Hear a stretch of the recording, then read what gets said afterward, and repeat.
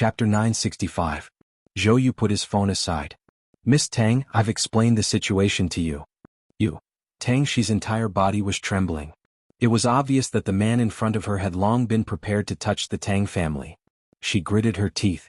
Huoshidu, I'm Momo's aunt. The Tang family is Momo's family. If you do this, Momo will hate you. The man looked up at her. His pale-colored eyes were devoid of desire and his emotions could not be discerned.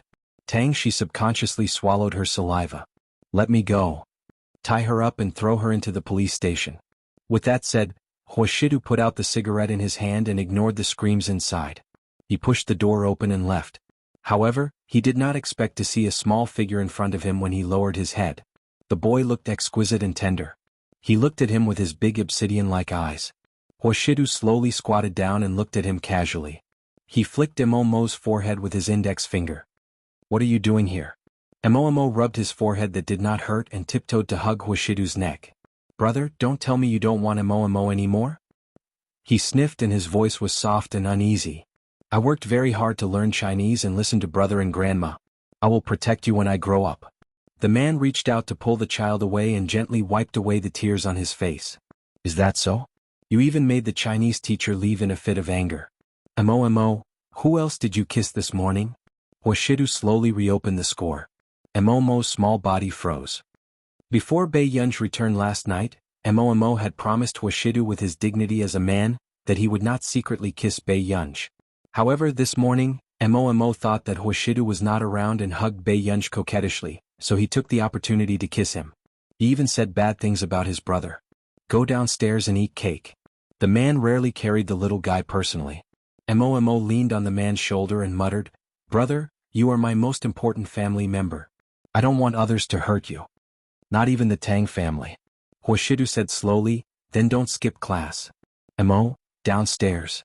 Bei Yunj sent Lu Zhongzhou and the others off. She held the cake in her hand and had already prepared a draft in her heart. She was going to explain it to Huoshidu later.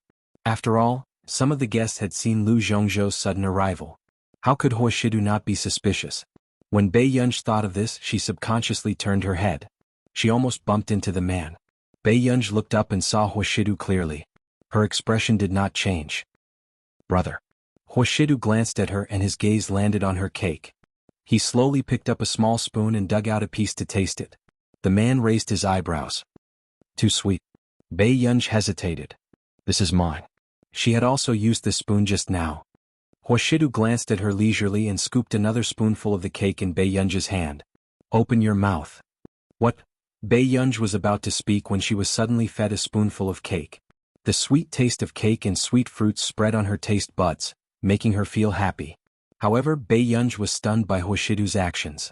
Bei Yunj, all right, this man must have thought that she was unhappy because he ate her cake. At the thought of this, Bei Yunj suddenly noticed something and the way she looked at Huoshidu changed slightly. She subconsciously took a step back and asked tentatively, Brother, did you drink? End of chapter. Chapter 966. Huoshidu paused for a moment because of Bei Yunj's retreating action.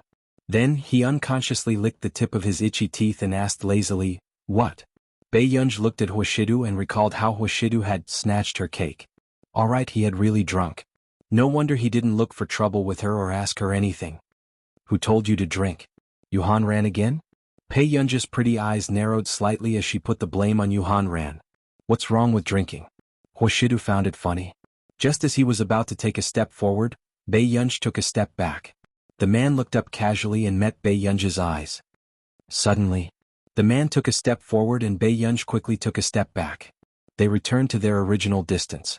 Huoshidu looked at the little girl who was openly avoiding him and said, Yunyun, come here. Brother, I'll get you something to sober you up. Bei Yunj did not want to be alone with Huoshidu in such an occasion. But in the next moment, Bei Yunj was suddenly grabbed by someone. Before Bei Yunj could shake him off, the person behind her lost half of his strength and pressed down on her. The man held her wrist with one hand and bent down. His low and magnetic voice softened her heart and made her heart tingle. Yunyun, brother has a headache. Bei Yunj stopped moving. Yuhan Ran, who was drinking champagne not far away, also saw this scene. He muttered softly, To say Master Du is good. You're even better at pretending than me. After Yuhan Ran finished speaking, he felt Bei Yunj's cold gaze from afar. What kind of gaze was that? How had he offended this ancestor? After Bei Yunj retracted her gaze, she could only lead her people to the back garden. She prepared to bypass the crowded places and directly bring her up to the second floor. Is Master Du drunk? Wen Jiuan asked subconsciously. What are you thinking? Who dares to force him to drink? Yuhan Ran said calmly. Hearing this, Wen Jiuan's gaze fell on him and did not move away for a long time. Yuhan Ran put on a fake smile. I didn't. When Jiuan came back to her senses and looked at the man supported by Bei Yunj, her long eyelashes trembled slightly. Then he is pretending to be drunk and taking advantage of a young lady? Yuhan Ran was obviously an experienced person. However, when Jiuan's body froze and her expression turned ugly, the man she adored was an unreachable flower in her heart. How could he? When Jiuan blushed and pursed her lips. Miss Wen, a man is a man. In front of the person he likes, he will only be an ordinary person. Yuhan Ran knew very well what Wen Jiuan was thinking. There was a deep look in his eyes. Everyone has desires. Wen Jiuan's heart skipped a beat. When she turned her head with a stiff neck, she happened to meet his deep eyes.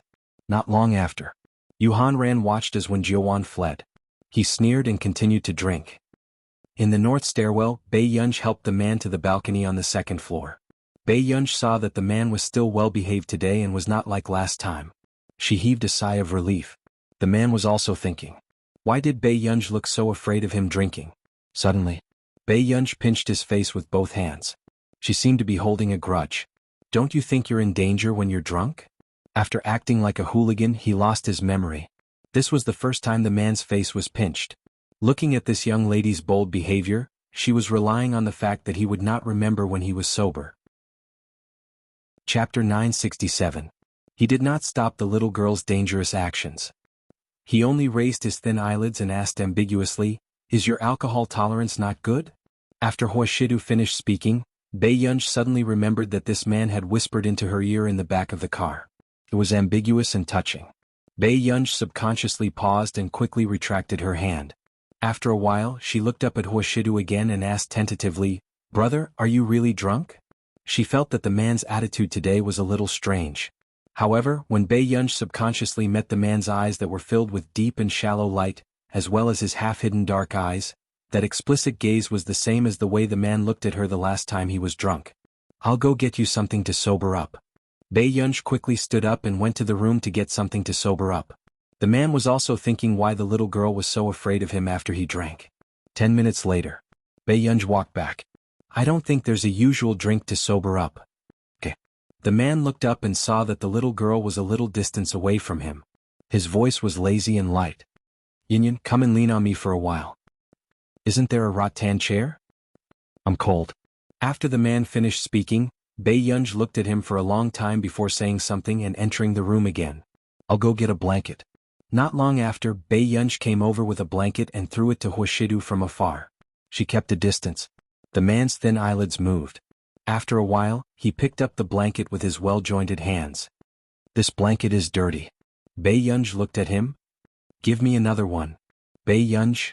A few minutes later, Bei Yunj threw another blanket to him expressionlessly. Whose is this? The man asked leisurely. Bei Yunj's eyelids twitched.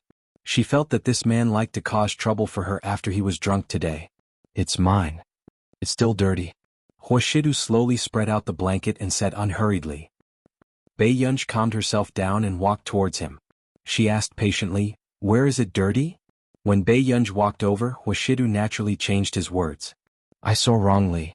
Bei Yunj. This was the first time Bei Yunj had encountered such an unreasonable person, and he couldn't get angry. I'll get someone to buy you something to sober you up. Bei Yunj was about to leave when someone suddenly grabbed her wrist. Before she could react, Bei Yunj was pulled back by this sudden force and bumped into the man's warm and firm chest. Washido. Bei Yunj was still annoyed. But before she could say anything, the man held her hand and looked at the red spot on her hand. Allergic? Bei Yunj paused and looked at Huashidu. Did brother enter my room last night? Bei Yunj had closed the door last night, but the door was unlocked this morning. Alas, didn't seem like he could open the door himself. Huashidu's lips curled up imperceptibly as he went along with her intentions. No. Then why is my door open? Yunyun opened it, the man said sincerely. Bei Yunj suddenly had a bad feeling. What? Washidu leaned against the rattan chair lazily. Yun entered brother's room last night. Baiyunji's mind went blank and she couldn't react. However, she remembered that Si Qingyan had reminded her last time that the side effects of the medicine might not only be allergies. So, and sleepwalking? End of chapter. Chapter 968. Baiyunj took a while to react before she turned around and asked, "What did I do when I went in?" After asking, Baiyunj belatedly felt that something was wrong. The man leaned closer and smiled beautifully. It made her blush and her heart beat faster. When she met his dark eyes, it made her heart burn even more. His tone was light, but it made her ears tremble. Yun came in and insisted on hugging me. Baiyunj wanted to retort and felt that this was ridiculous. But in the next moment, a series of very blurry scenes suddenly rushed into her mind. It was her hugging Hoshidu and refusing to let go. Baiyunj froze. No wonder the man looked at her strangely in the morning. "Why didn't you push me away?" After Baiyunj asked, she met the man's fixed gaze. She was afraid that he would say something inhumane again, so she immediately changed her words. "Then you didn't take my medicine?" The man leaned against the recliner and naturally held Baiyunj's hand with one hand. He replied lazily, "Yes." This dispelled Baiyunj's last suspicion. It seemed that Alisai was really the one who did it. "It's good that you didn't take it." Baiyunj glanced at Hoshidu and quickly looked away. She quietly held his slender and beautiful hand tightly. Suddenly, Baiyunj felt the man behind her suddenly press forward and rest his chin on her shoulder. She turned around and instinctively wanted to push him away.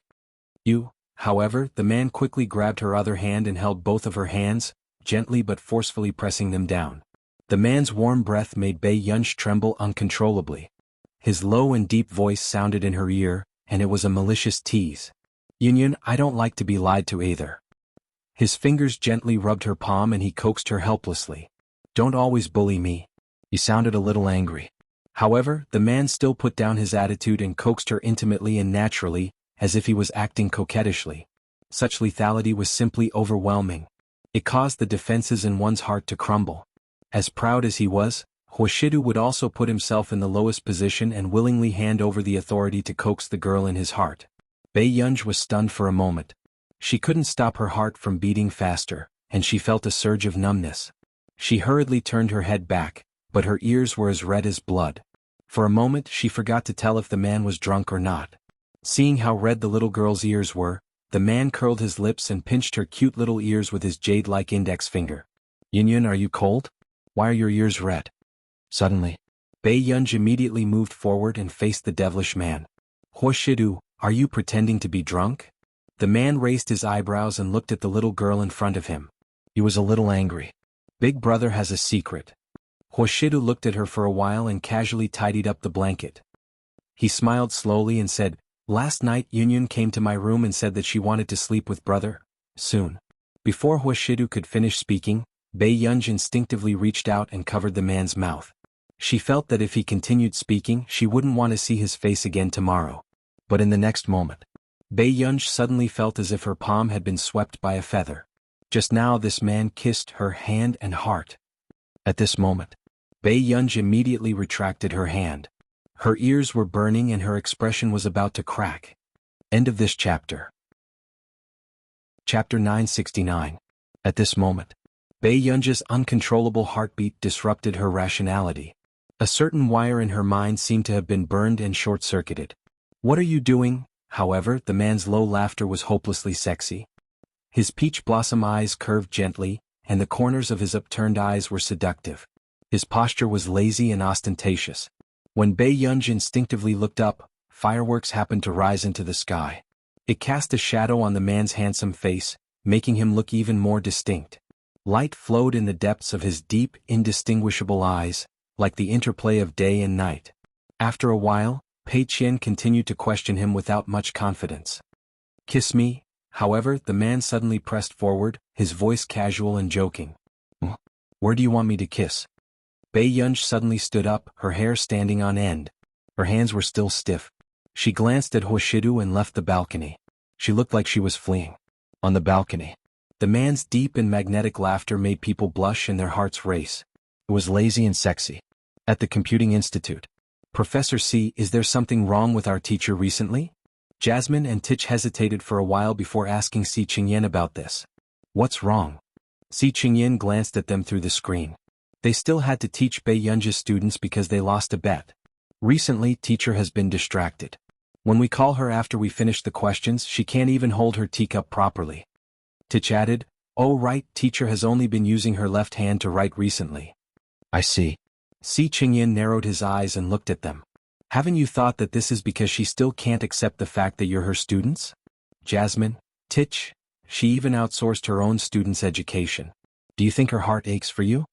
Just as Si Qingyan finished speaking, someone slapped his head from behind.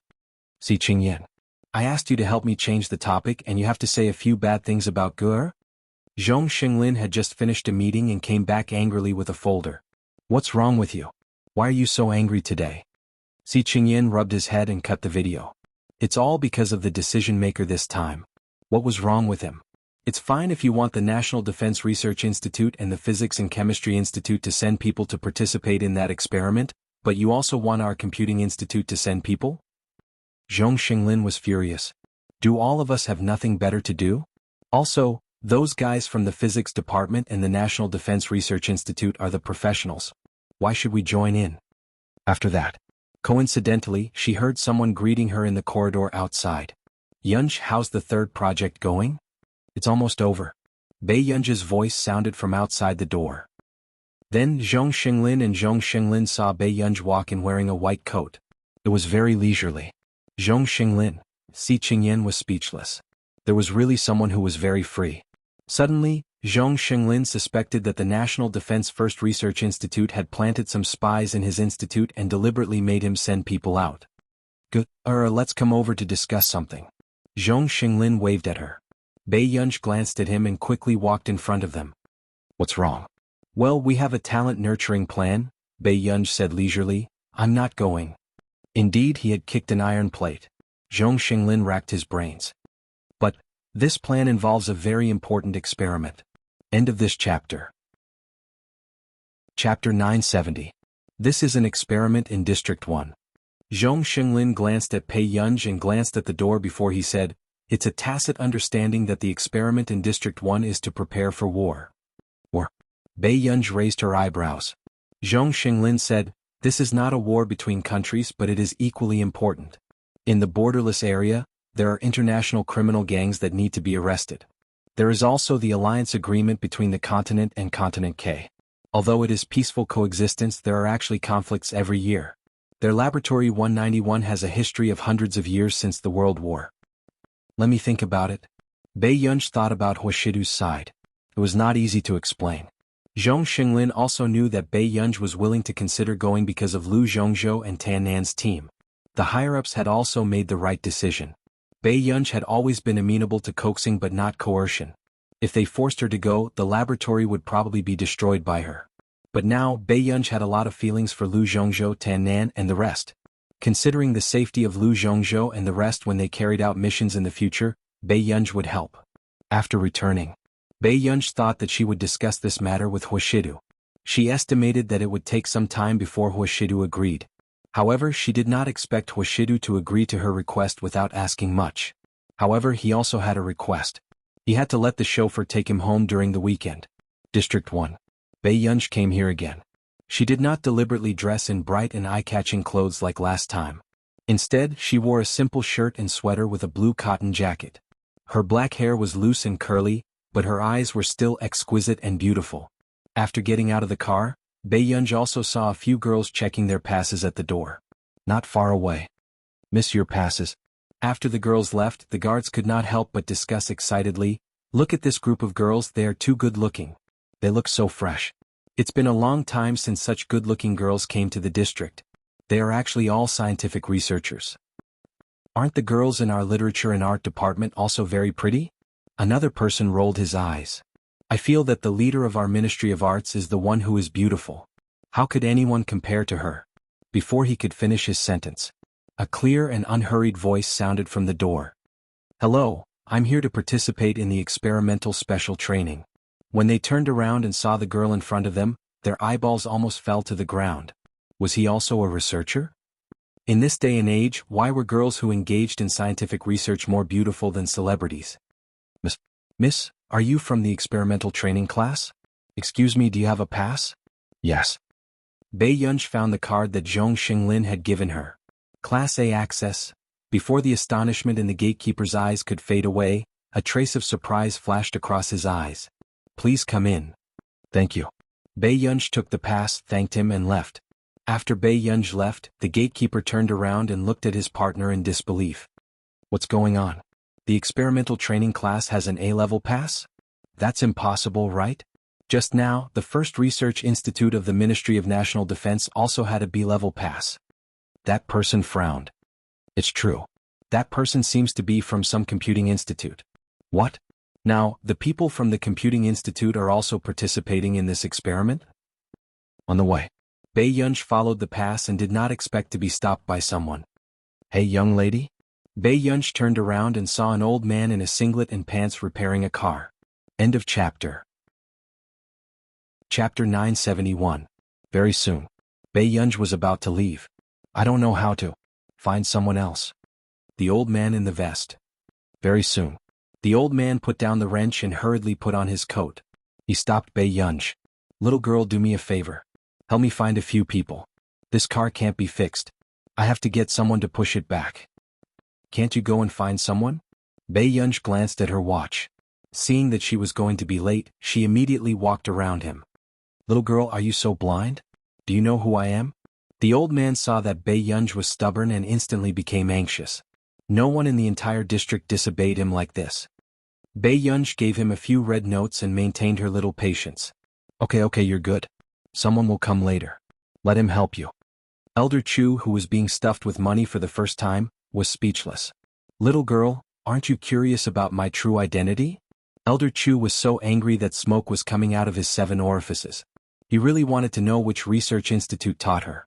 Bei Yunj chuckled and happened to glance at the white armband on his coat. Cooking team? Bei Yunj raised her eyebrows and was a little surprised.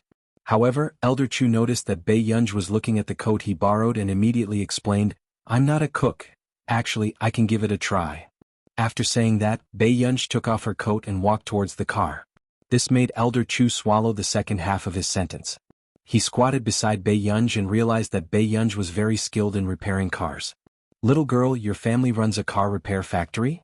Elder Chu was curious. Bei Yunj. No. Elder Chu asked again, why did you lie to me just now? Because I don't want to help you repair it, Bei Yunj said lazily and was quite honest. Elder Chu was speechless. Which research institute was this little rascal from? 10 minutes later, Bei Yunj stood up. Her hands were covered in black gasoline. It's fixed. Elder Chu looked at Bei Yunj strangely and immediately went to test the car. He realized that this old car had actually been fixed by her. All right, little girl. What's your name? Elder Chu could not help but ask. Bei Yunj. Bei Yunj smiled and got into Old Master Chu's car. Old Master, can you send me to a place? A few minutes later. Bei Yunj arrived at the assembly point. The special training here is divided into classes 1 and 2. You still have to go to class 1 if you have the chance, do you understand? Elder Chu reminded, usually those who can enter the laboratory are class 1 students. Elder Chu, you're in charge of the meals for the special training class, right? Bei Yunj turned around and asked. Elder Chu gradually reacted. This guy helped him repair his car. Did he think that he was in the kitchen? Elder Chu suppressed his urge to scold him and put on a fake smile. Of course. Not only was he in charge of the kitchen in District 1, but he was also in charge of all the commands in District 1 to District 3. After Bei Yunj got out of the car, Elder Chu did not forget to remind him, don't just come in and waste your time. Just be a fill-in. If you can participate in this experiment, there will be many benefits in the future. Okay. Bei Yunj's tone was leisurely and Elder Chu felt that he was being perfunctory. How could there be such a young man who was so unambitious? Elder Chu took a deep breath and casually entered the office in the building. The captains inside were stunned. They did not expect to see Elder Chu here. They instinctively stood up and wanted to bow. However, they saw Elder Chu frowning and calling the Special Training Department. Hello, Special Training Department? Later there's someone who's late. Let her report to Class 1. Everyone's eyes widened. Elder Chu was personally helping someone get in through the back door? End of chapter. Chapter 972. Who had such a big face? The captains pricked up their ears to listen. The people from the special training department were also stunned. Elder Chu. But the people in Class 1 and 2 are about the same this year. Unless someone from Class 1 is willing to go over, why are you so troublesome when I asked you to have one more seat? Elder Chu started to get impatient. It's just a matter of moving a table. Will it kill one more person? The people from the special training department could only bite the bullet and say, you're right, you're right. The young lady is only in her 20s. You might need to be patient, Elder Chu said meaningfully. Elder Chu's original meaning was for them to be stricter with Bei Yunj.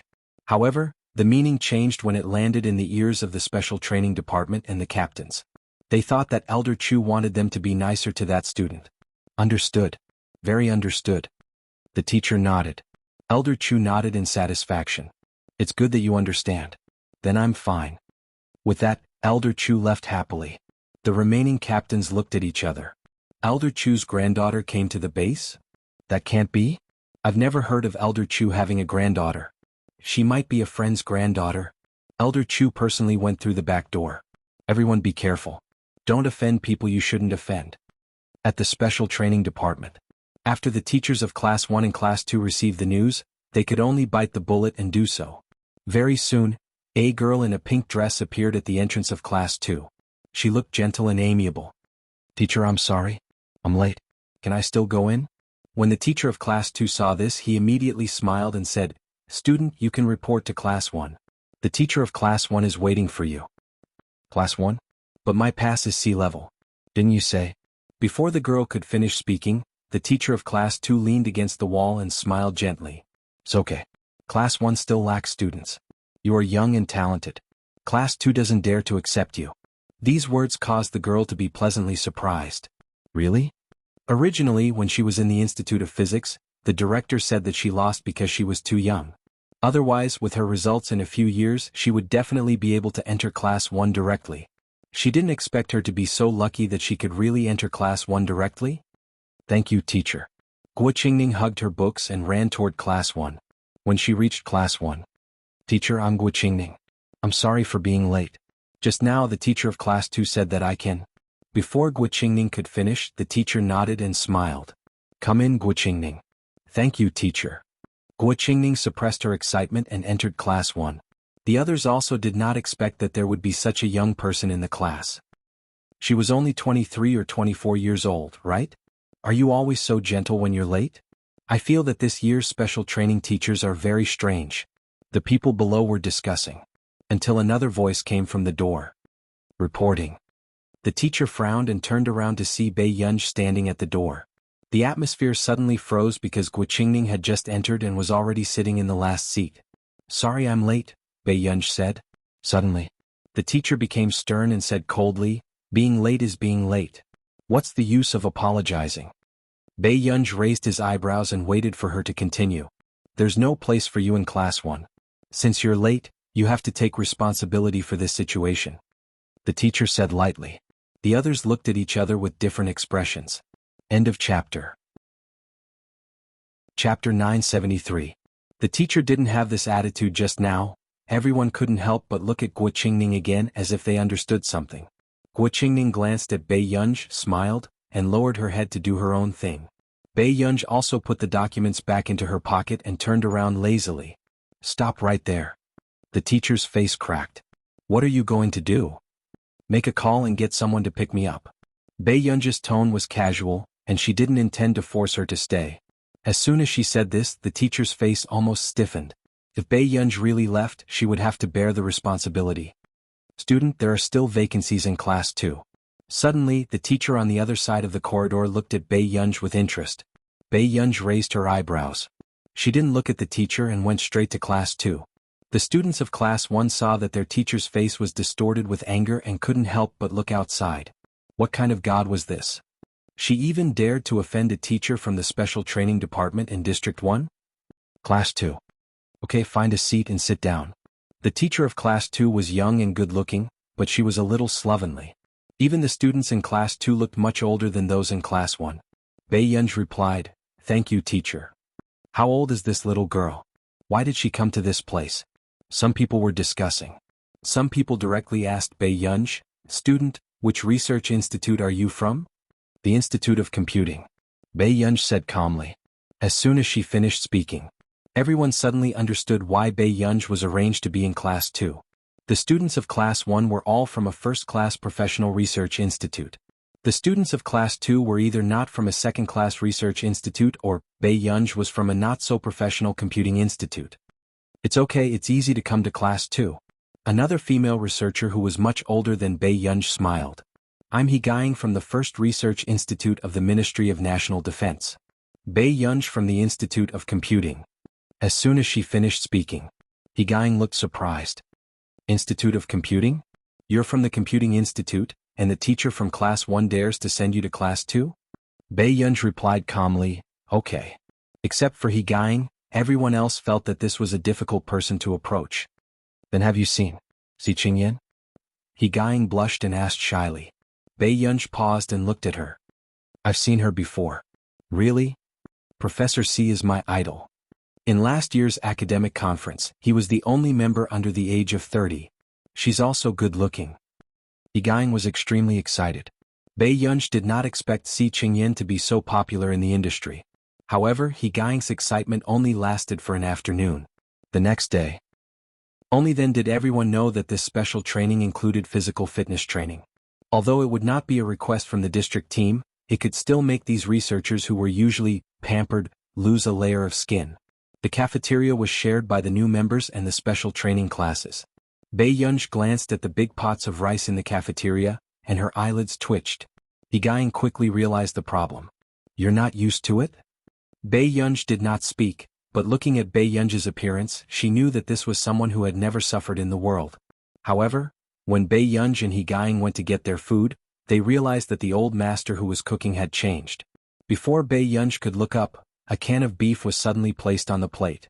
This action stunned even the newbies in the district who had just finished eating and were about to leave. Chapter 974. Instantly, the rice balls in their bowls were no longer fragrant. Bei Yunj looked up and saw Elder Chu in his shift uniform. He raised his chin and looked arrogant. "Bei Yunj, do you know this person?" Higuang came back to her senses. "Yes, I'm her grandfather." Elder Chu gave the other can to Higuang without blushing or skipping a beat. "I'll have to trouble you to take care of her." Bei Yunj looked at him. Hurry up and leave. The people behind you still need to get their food. Elder Chu chased them away after he finished speaking. But before Bei Yunj left, he stuffed a bottle of milk into her pocket. Everyone was dumbfounded by this scene. She could get into the kitchen through the back door? Guo Qingning, who happened to come to get her food, also saw the canned food on Higuang's plate. "There's canned beef in the cafeteria?" The person beside her had just finished watching the whole process and said mockingly, "How can there be? There's a girl in Class 2 whose grandfather works in the kitchen." Guo Qingning came back to her senses and smiled reservedly. "I see. I'm so envious." "What are you envious of? All the teachers and team leaders were very polite to you this morning. I almost thought that you were some big shot's granddaughter," the girl said. Guo Qingning shook her head and said helplessly, "Don't spread rumors. I'm not someone who relies on connections." "Yes, you're the chosen one. You're not like some people who are so high profile even when they come to the cafeteria. Just because your grandfather works in the kitchen you think you're so great." The disdain and ridicule in the girl's eyes were not hidden at all, as if she was deliberately letting others hear. Those who don't know would think that her grandfather is in charge of District 3. "It's nothing to suffer a little. I just want to get a place in the laboratory." After Guo Qingning finished speaking, she seemed to mention it unintentionally. "What do you think of Vice Captain Bai?" This morning, only the Vice Captain looked down on her cold appearance. "Vice Captain Bai treats everyone the same. Don't mind him." "In the backyard." "When did I become your granddaughter?" Bei Yunj saw Elder Chu weeding in the backyard and walked over to ask. "Then what can I say? Say that you bribed me so I gave you canned food?" Elder Chu glanced at her. "Bei Yunj, what's wrong? Is it embarrassing to have a grandfather in the kitchen?" Elder Chu's tone was not very good. Bei Yunj squatted down to help and said slowly, "I'm afraid that if my father finds out, it'll be hard to coax him when we get back." Elder Chu inexplicably felt sour in his heart. "Do you often accompany your grandfather?" "Not often, so I don't dare to provoke him." Bei Yunj raised her beautiful eyes and smiled lazily. Elder Chu snorted. Suddenly, Elder Chu realized that something was wrong. Don't you have classes in the afternoon? Bei Yunj looked up at him and their eyes met. Elder Chu wanted to curse. In the classroom. After receiving a scolding, Bei Yunj returned to her seat indifferently. Bei Yunj, where have you been? He's even late for class. He Gying was curious. Bei Yunj said casually without blushing, I'm helping my grandpa weed out the weeds. He Gying, she always felt that Bei Yunj did not come from an ordinary family. After the whole day, the special training class did not have time to rest. At night, Class 1 and Class 2 were gathered together. After everyone finished running, each of them was holding a computer and doing exercises. Everyone was tired and sleepy, and they still had to face these professional problems. Whichever class finishes the task first today can go back and rest first. After the training leader finished speaking, the others realized that Class 1 had changed into clean clothes, but their wet clothes were still clinging to their bodies. Chapter 975. Teacher, why can't the students from Class 1 change their clothes? Some students from Class 2 were not convinced. This was also because they had been holding grudges for a long time. Class 1 was better than Class 2 in all aspects, including the teachers. At this moment, the students from Class 1 sneered. Your class's standards are poor. They don't have time to change your clothes. That's right. Your class's efficiency is low. What does it have to do with our class? The corners of Guo Qingning's mouth curled up slightly. Soon, she lowered her head and continued to do the questions. What do you mean? The students from Class 2 almost wanted to pick a fight. But after being glanced at by the captains from the district, the boy could only bite the bullet and sit down. Suddenly, why don't you give Class 2 time to change their clothes? A burly man asked. Captain Bai, this? Another captain's expression was a little bad. Their class can't spare the time, so, do you think these researchers are from the district? White Bear frowned. The task given by the higher-ups is to train your physical fitness. It's not for you to do anything. Yes, another captain quickly replied. White Bear turned to Class 2. You can change your clothes now. But this question is something that must be completed. Class 2 was silent. Instead of using the time to change their clothes, they might as well finish the question as soon as possible and go back to the dormitory. White Bear touched the back of his head and seemed a little impatient. You guys just wait and see. A few captains responded. After White Bear left, the teacher from Class 1 glanced at everyone shrewdly. Class 2 seems to be very dissatisfied with the arrangement? The students from Class 2 did not say anything. Next, the teacher pointed at the question on the screen. His tone was a little condescending. If your class can solve these questions, we will give equal treatment to Class 1 and Class 2 in the future. These words made the students from Class 2's expression turn ugly. However, Class 1 burst into laughter. TSK, the pot matches the lid. Haven't the students from Class 2 heard of this before? They're not good enough, yet they want to treat everyone equally. That's right. Didn't their class pick up someone that we didn't want? Suddenly, He Gying, who was doing the question quietly, stopped and suddenly raised her hand. The teacher from Class 1 saw this. You want to do the question? No. I want to ask the students from Class 1 to try. How many questions can they get right? Immediately, everyone in Class 1 fell silent. Class 1's teacher's expression also instantly turned ugly as he looked at He Gying gloomily. Until Guo Qingning suddenly said, I can try the questions above. Teacher, can I? After Class 1's teacher reacted, he smiled and said, Of course.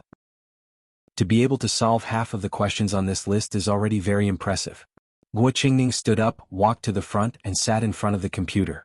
About an hour later, Guo Qingning's answer process appeared on the screen. 6 out of 10 questions were correct. Everyone was stunned. How could Guo Qingning be so powerful at such a young age? Student Guo is amazing.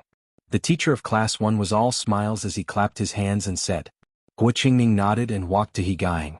She straightened her back and said with a faint smile, Someone from Class 1 has tried. Who in Class 2 wants to try? Immediately, the students of Class 1 were whistling in private. Goddess Guo is so cool. Class 2, don't be a coward. If you dare to snatch resources, why don't you dare to go up and do the questions? Everyone in Class 2 had ugly expressions on their faces. Suddenly, a clear and lazy voice sounded not far away. Why is the water in the bathhouse cold? Chapter 976. Everyone turned around and saw a girl wearing a light-colored sweater and light green cotton jacket walking in. It was a strong contrast to their unkempt image. Which class are you from? The captain asked immediately. Class 2, Bei Yunj said slowly. Without even looking at Guo Qingning, he walked to He Guiying and sat down. The captains suddenly regained their senses. When did you go to the bathhouse? Why didn't you gather here? I wanted to change my clothes after running. Bei Yunj's tone was calm. The students of Class 2 could not help but look at Bei Yunj in admiration. This person was really wild. The captains were also furious, but they had just been reprimanded by White Bear. Their faces were livid and they could not flare up. Student, you're blocking my light by standing here. Bei Yunj looked up carelessly and glanced at Guo Qingning. Guo Qingning averted her gaze inexplicably and her body stiffened. However, after regaining her senses, Guo Qingning felt embarrassed. She was still standing in front of Bei Yunj. Pursing her lips, she continued, since your class wants to compete with our class so much and feels aggrieved, doesn't anyone dare to compete with me? He Guiying was about to stand up when she heard Bei Yunj speak. Are you looking for trouble?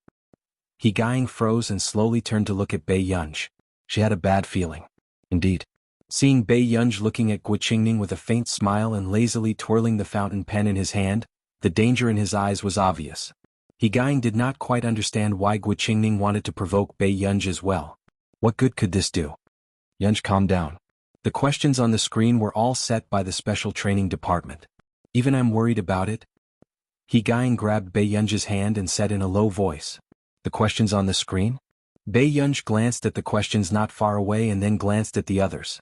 At this moment, the teacher of Class 1 recognized Bei Yunj and said in a mocking tone, Do you want to give it a try? He Guiying pressed down on Bei Yunj's hand, calmly took a deep breath and tried to stand up on her own. But in the next second, Bei Yunj stood up and walked over to the screen. She casually glanced at Class 1 and then at Class 2. What did Class 1 do? Class 1's teacher smiled. Of course.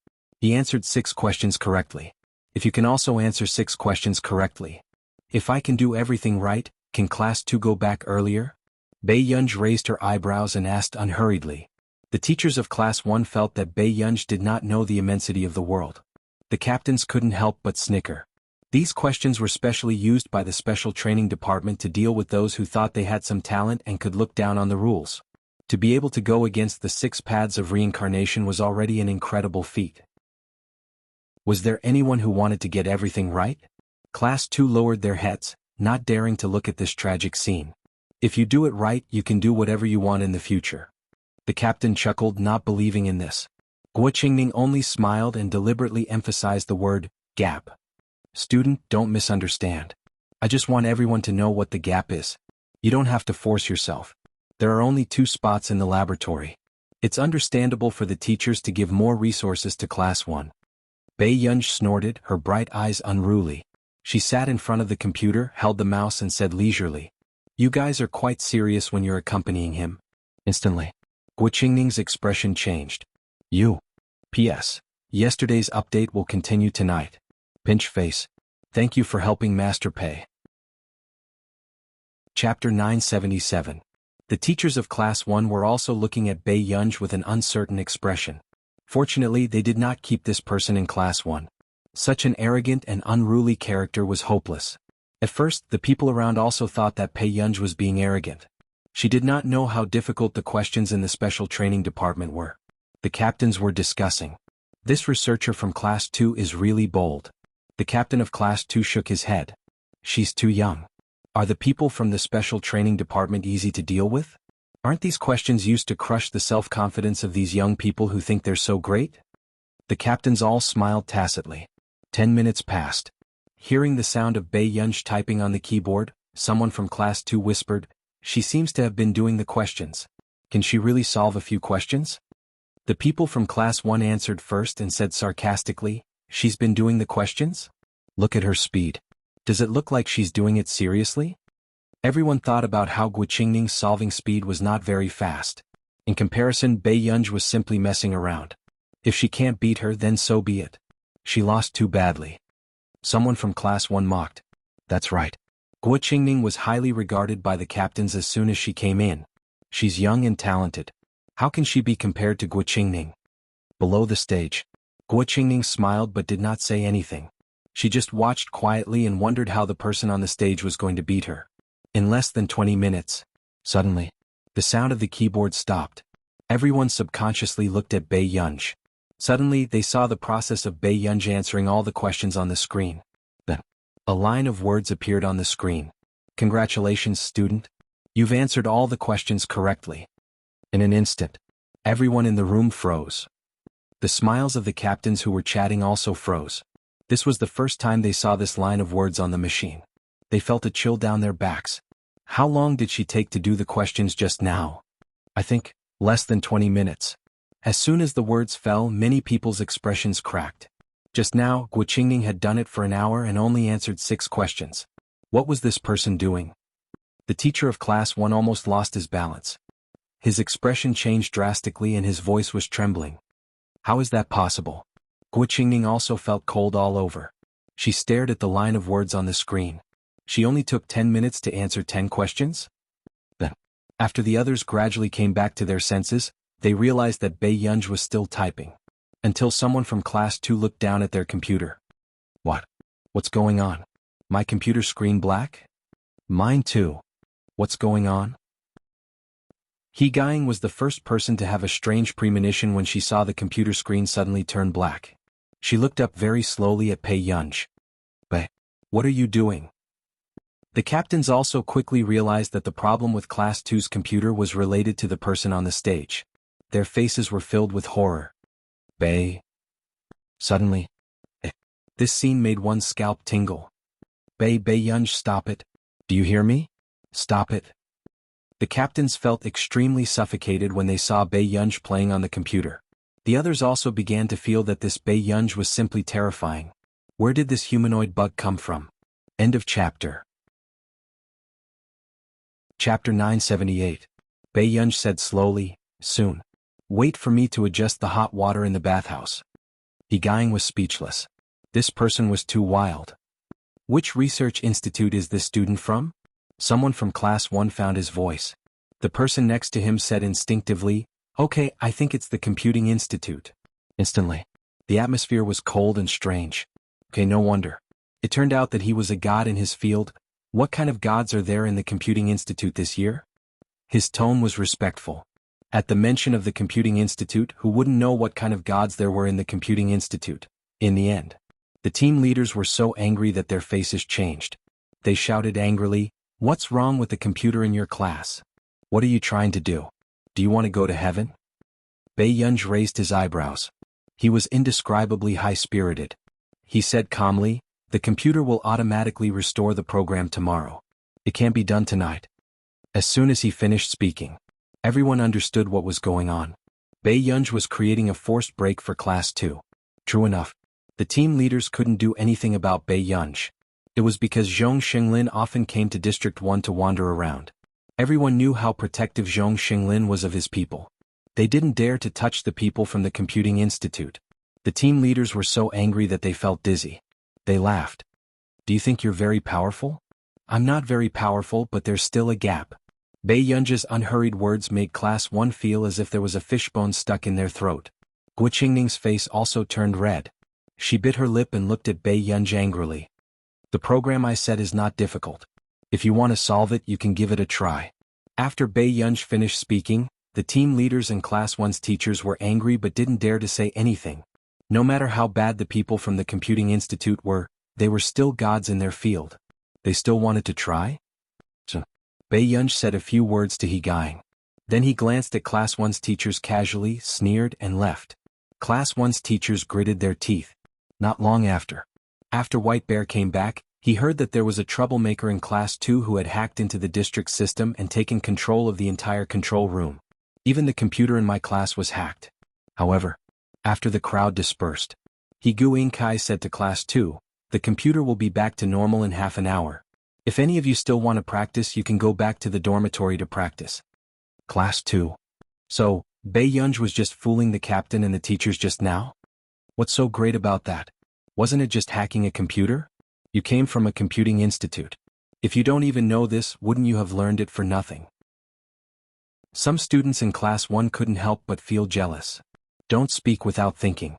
Which King Computing Institute taught this? The people from Class 2 laughed. The people from the Institute of Computing will still torture and kill a bunch of you from the School of Physics and Chemistry. Student, vegetables are the original sin. He Guying smiled slightly. The girl gritted her teeth and Guqingning, who was next to her, left with an unwilling look on her face. However, the next day, early in the morning, Bei Yunj was invited to the administration building for tea. Zhong Xinglin and Old Master Lung were both there, as well as a middle-aged man in his 40s. He should be the director of the special training department. He still didn't know Bei Yunj's identity. His anger did not dissipate. You can do whatever you want with the people you love. Old Master Lung pretended not to hear. Zhong Xinglin echoed in a deep voice, Director Han is right. Explain why you hacked the system in the district? End of chapter. Chapter 979. Bei Yunj glanced at them. She thought for a moment. Because there's no hot water in the bathhouse. Zhong Xinglin glared and questioned Old Master Lung, how can there be no hot water in the bathhouse? Old Master Lung was speechless. Director Han was speechless. Bei Yunj stood beside Zhong Xinglin. There's a power outage in the dormitory at night. Zhong Xinglin slammed the table angrily and stood up. How can there be a power outage in the dormitory? What era do you think this is? Old Zhong. Old Master Lung's eyelids twitched. Originally he had dragged Zhong Xinglin to scold Bei Yunj, but Zhong Xinglin turned around and scolded them instead. Director Han was so angry that his vision darkened. Zhong, is this your biological granddaughter? Why are you spoiling her so much? So what if I spoil her? If you don't like her, I'll take her away now.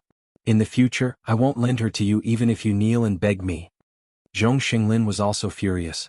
He dragged Bei Yunj and prepared to leave. Old Zhong. Calm down, I'll handle this matter. Old Master Lung immediately stopped him. Director Han found it even more ridiculous. He sneered. Zhong Xinglin, dream on. I'm still begging you to lend her. You. Zhong Xinglin was furious. Enough. Old Master Lung took a deep breath. The same goes for the special training department. Why are the young people in the research institute so strict? We'll restore the 24-hour hot water supply in the future. Director Han's face was livid. He put on a fake smile. It still needs to be restored?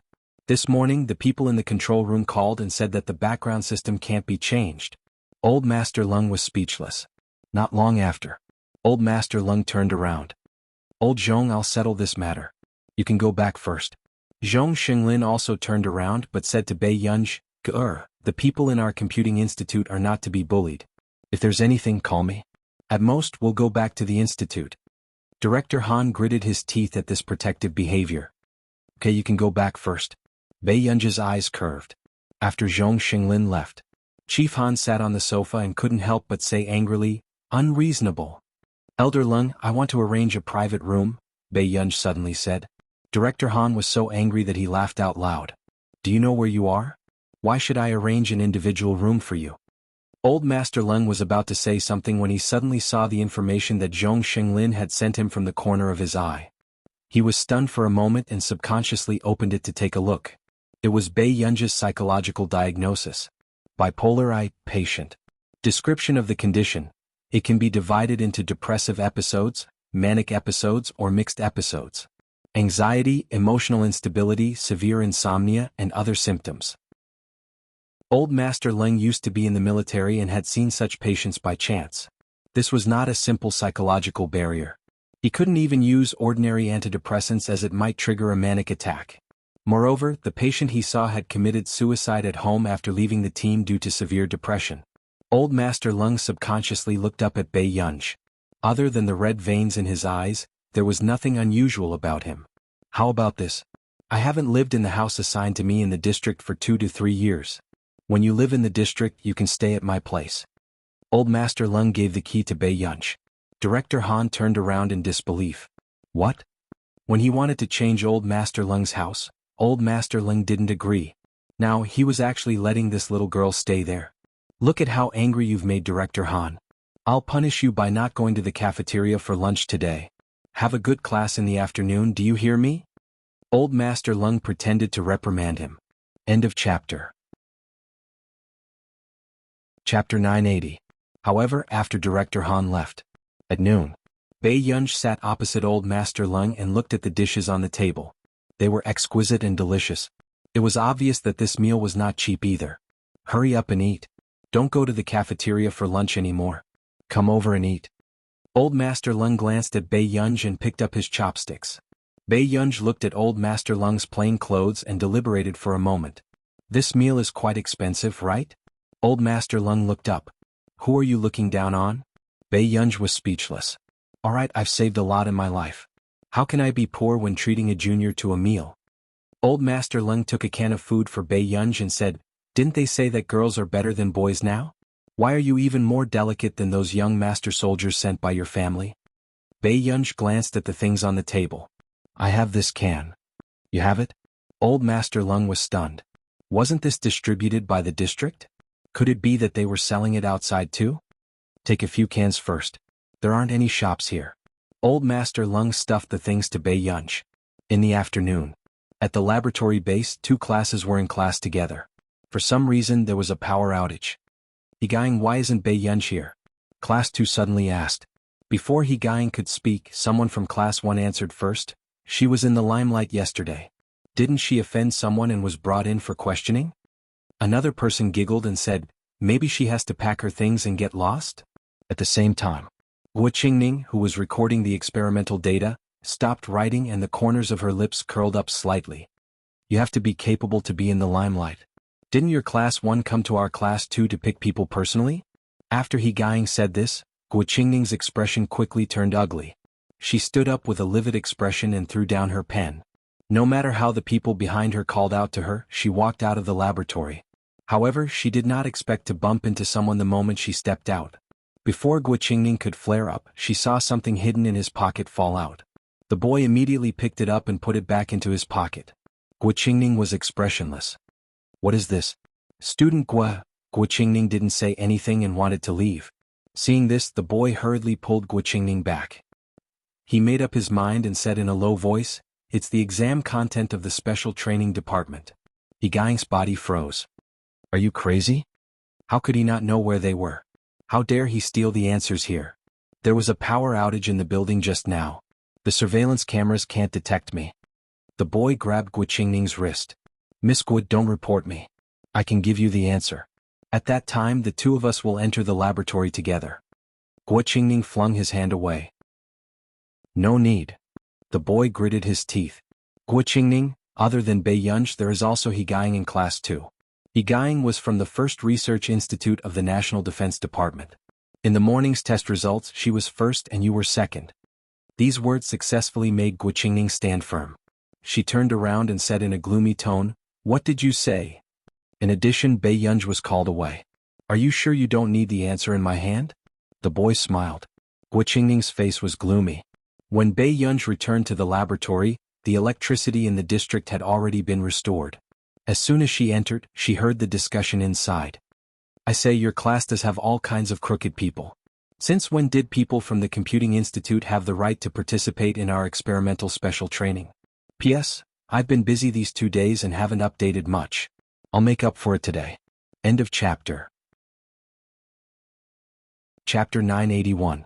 Bei Yunj glanced at the boy at the table next to her calmly and did not say anything. She only casually swept her windbreaker. Yunj, over here. Higaing waved at Bei Yunj. Bei Yunj hummed in response and walked towards Higaing. But suddenly, the bespectacled boy sneered again, as if he was sure that Bei Yunj would not dare to cause trouble. After all, the teacher today was the form teacher of Class 1. I say it's fine if some people use computers, but how dare a layman pretend to be ignorant? Why don't you go back early and stop embarrassing yourself outside? Student Pei, am I right? Before you act arrogantly, you have to see what kind of person you are. At this moment, Bei Yunj stopped in her tracks with one hand in her windbreaker. Before the rest of the people could mock her, the teacher outside had already pushed open the door. When she saw Bei Yunj walking around, her tone was a little bad. Bei Yunj, why are you still standing there? Bei Yunj licked her red lips and suddenly laughed. She turned around and smiled lazily at the teacher of Class 1, but there was no hostility in her upturned beautiful eyes. Teacher, let me borrow you for a while. You dash. Before the teacher of Class 1 could speak, Bei Yunj suddenly turned around and walked towards the last row. Before anyone could react, she grabbed the collar of the bespectacled boy in the last row. This commotion scared some of the timid girls present. Their hearts were in their throats. The expression of the teacher of Class 1 changed. She pointed at Bei Yunj angrily. Bei Yunj, what are you doing? How dare you cause trouble here? Teacher, is this your first time seeing me cause trouble? Bei Yunji's tone was gentle, but her eyes were wild and bright. Her words made the teacher of Class 1's face turn green with anger. Do you believe that I'll chase you out? As the teacher of Class 1 spoke, Bei Yunji grabbed that person's collar with one hand and dragged him out. She dragged him until the blue tube on the boy's neck exploded and his face turned red. The teacher of Class 1 had already made a call and asked the captains to come over and solve the problem. At the door. Before that person could speak, Bei Yunji suddenly kicked him in the stomach. It was so painful that the veins on his forehead bulged. He could barely straighten his legs as he knelt in front of Bei Yunji, trembling. Bei Yunji lifted the man's collar with one hand. Her bright and beautiful eyes were not filled with strong hostility, but it almost made one's scalp tingle. How can you kneel at the beginning? Everyone in the classroom was terrified when they saw this. Fortunately, she did not join that person in mocking Bei Yunji. Initially he had thought that he was a pushover, but in the end he was a tough nut to crack.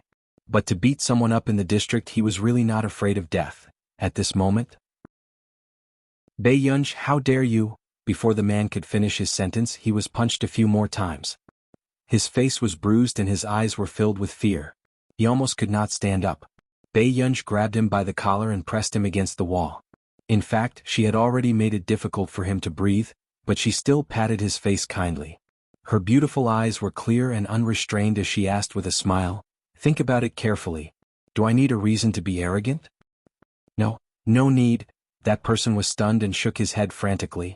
At this moment, the captains had already arrived. "Over there. What are you doing?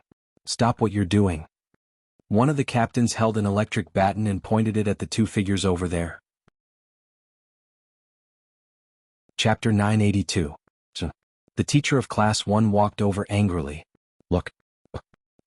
Bei Yunji from Class 2 is too much. How dare she hit a student in front of me? What is this? She's a hooligan." Then, the captains realized that something was wrong. It was a girl? "Why is it you again?" The captain of Class 1 looked angry when he saw Bei Yunji. "Didn't you just get reprimanded at the government building?" The atmosphere was tense. This was the first time they had met such a stubborn person. She was even more arrogant than the teachers in the district. This student must get out of here. Do you think she can stay in the laboratory?" The teacher of Class 1 was so angry that he couldn't speak clearly. "Let's go to the office first." The captains looked at the surrounding students and made the decision together. After they entered the office, everyone in the laboratory was dead silent. "What should we do? Will Bei Yunji be okay?" Someone from Class 2 whispered. The students of Class 1 sneered. "Who does she think she is? How dare she hit someone in front of a teacher from the special training department? She'll definitely be expelled this time." "That's right. Your Class 2 will definitely be implicated by her and will have a hard time." Higain glanced at them and said coldly, "When Bei Yunji comes later, you can say it in front of her." The students of Class 1's expression changed and they all shut their mouths. After all, the scene of Bei Yunji beating someone up was still vivid in their minds. A few minutes later, Higain couldn't sit still anymore and wanted to go and see Bei Yunji. However, she was stopped by the teacher of Class 2 who had just returned. Suddenly, "Look, Captain Bai is here too." His words attracted the attention of everyone in the classroom, including Guqingning. The corners of her lips curled up. She knew that with White Bear's character he would definitely not allow anyone to protect Bei Yunji. Guqingning picked up her pen and continued to record the data. In the office, the boy was crying and complaining about how Bei Yunji had hit him just now. After hearing this, the leader of Class 1 looked at Bei Yunji. "Do you have anything to refute?" Bei Yunji said slowly, "No." Class 1's teacher laughed angrily. This was a person who wouldn't change no matter what. She's a disaster if she stays in the special training department. The rest of the people could tell that the teacher of Class 1 wanted to use their words to get Bei Yunji out of this special training class. However, "Captain Bai," someone suddenly shouted. "What happened here?" White Bear took a look at the situation. Just as he finished his question, the teacher from Class 1 came up to him and complained. "Captain Bai, you don't know how hateful the students from Class 2 are. How dare you hit my student in front of me for no reason? What right does this kind of person have to stay in the district and not leave? Is he treating us like a joke?" However, when White Bear was about to sit on the sofa, he suddenly felt that the girl by the window looked a little familiar. His heart skipped a beat as he fixed his gaze on the little girl in front of him. Miss Pei? Bei Yunj turned around and saw a familiar big guy. White Bear. White Bear's eyes lit up. He was so excited that he started to talk incoherently. His footsteps were as quick as the wind as he walked over to Bei Yunj. It's really you, Miss Pei. Why are you back again? Did you do something wrong again and got sent here? This is great. Bei Yunj, end of chapter.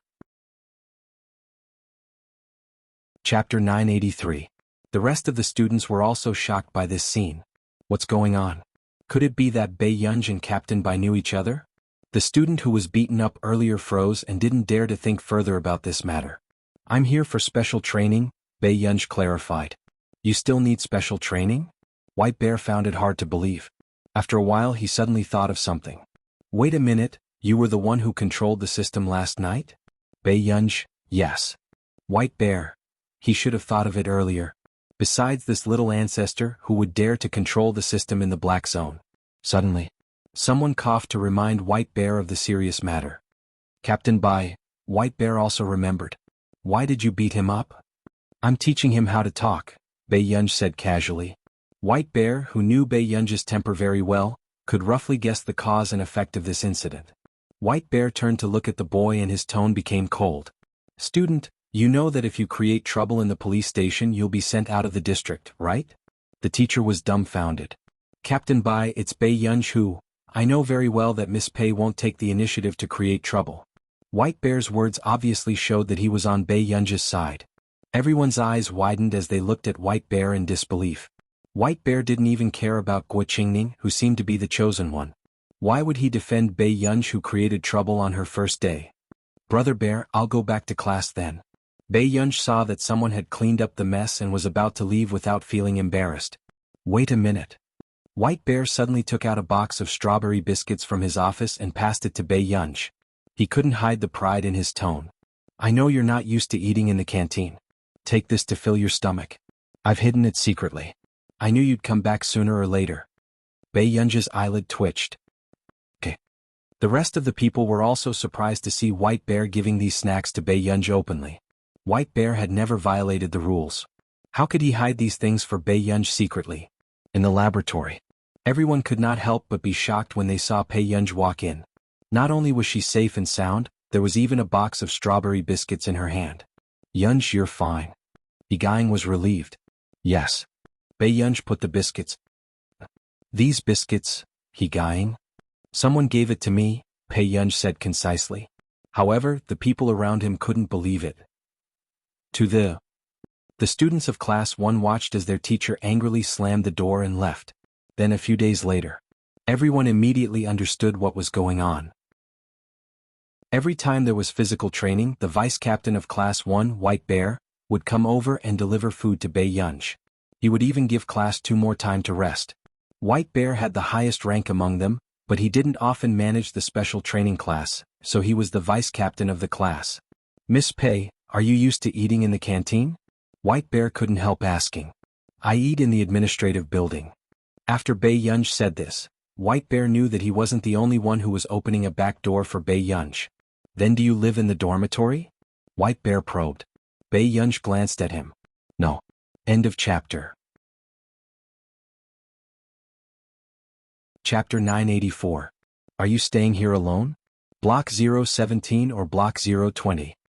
White Bear remembered that these two blocks were the only ones with individual dormitories. Bei Yunj thought for a while. South Block 102. As soon as she finished speaking, White Bear, who had just taken a sip of water, choked and coughed.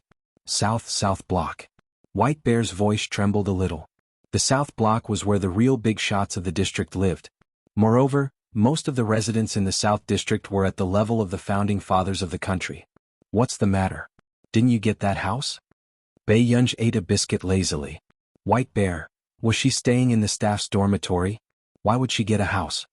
The houses in the South Block are only for the big shots of the district, especially this one. White Bear tried to control his volume but couldn't hide his excitement. Who gave you this house? It's just temporary. Bei Yunj glanced at him and wiped the biscuit crumbs on her fingers. I'll go back first. Not far away. Class 1 saw that White Bear came to look for Bei Yunj every day and their expressions didn't look too good. This was their vice captain, yet he went to look for Bei Yunj every day. Qingning, the results of the assessment are out. You're still the first in class. After the class monitor said that, everyone rushed forward to look at the ranking. Guo Qingning stood in front of the ranking board, but her expression didn't look too good. She clenched her fists and said in a strange tone, "Why is there someone from class 2 who didn't take the assessment? Who knows? I think it's Bei Yunj from class 2. She's always absent when it's time for the assessment." Another person's tone was somewhat thought-provoking. "Didn't you see? Captain Bai cares so much about her. Last time when she hit someone, no one dared to intervene.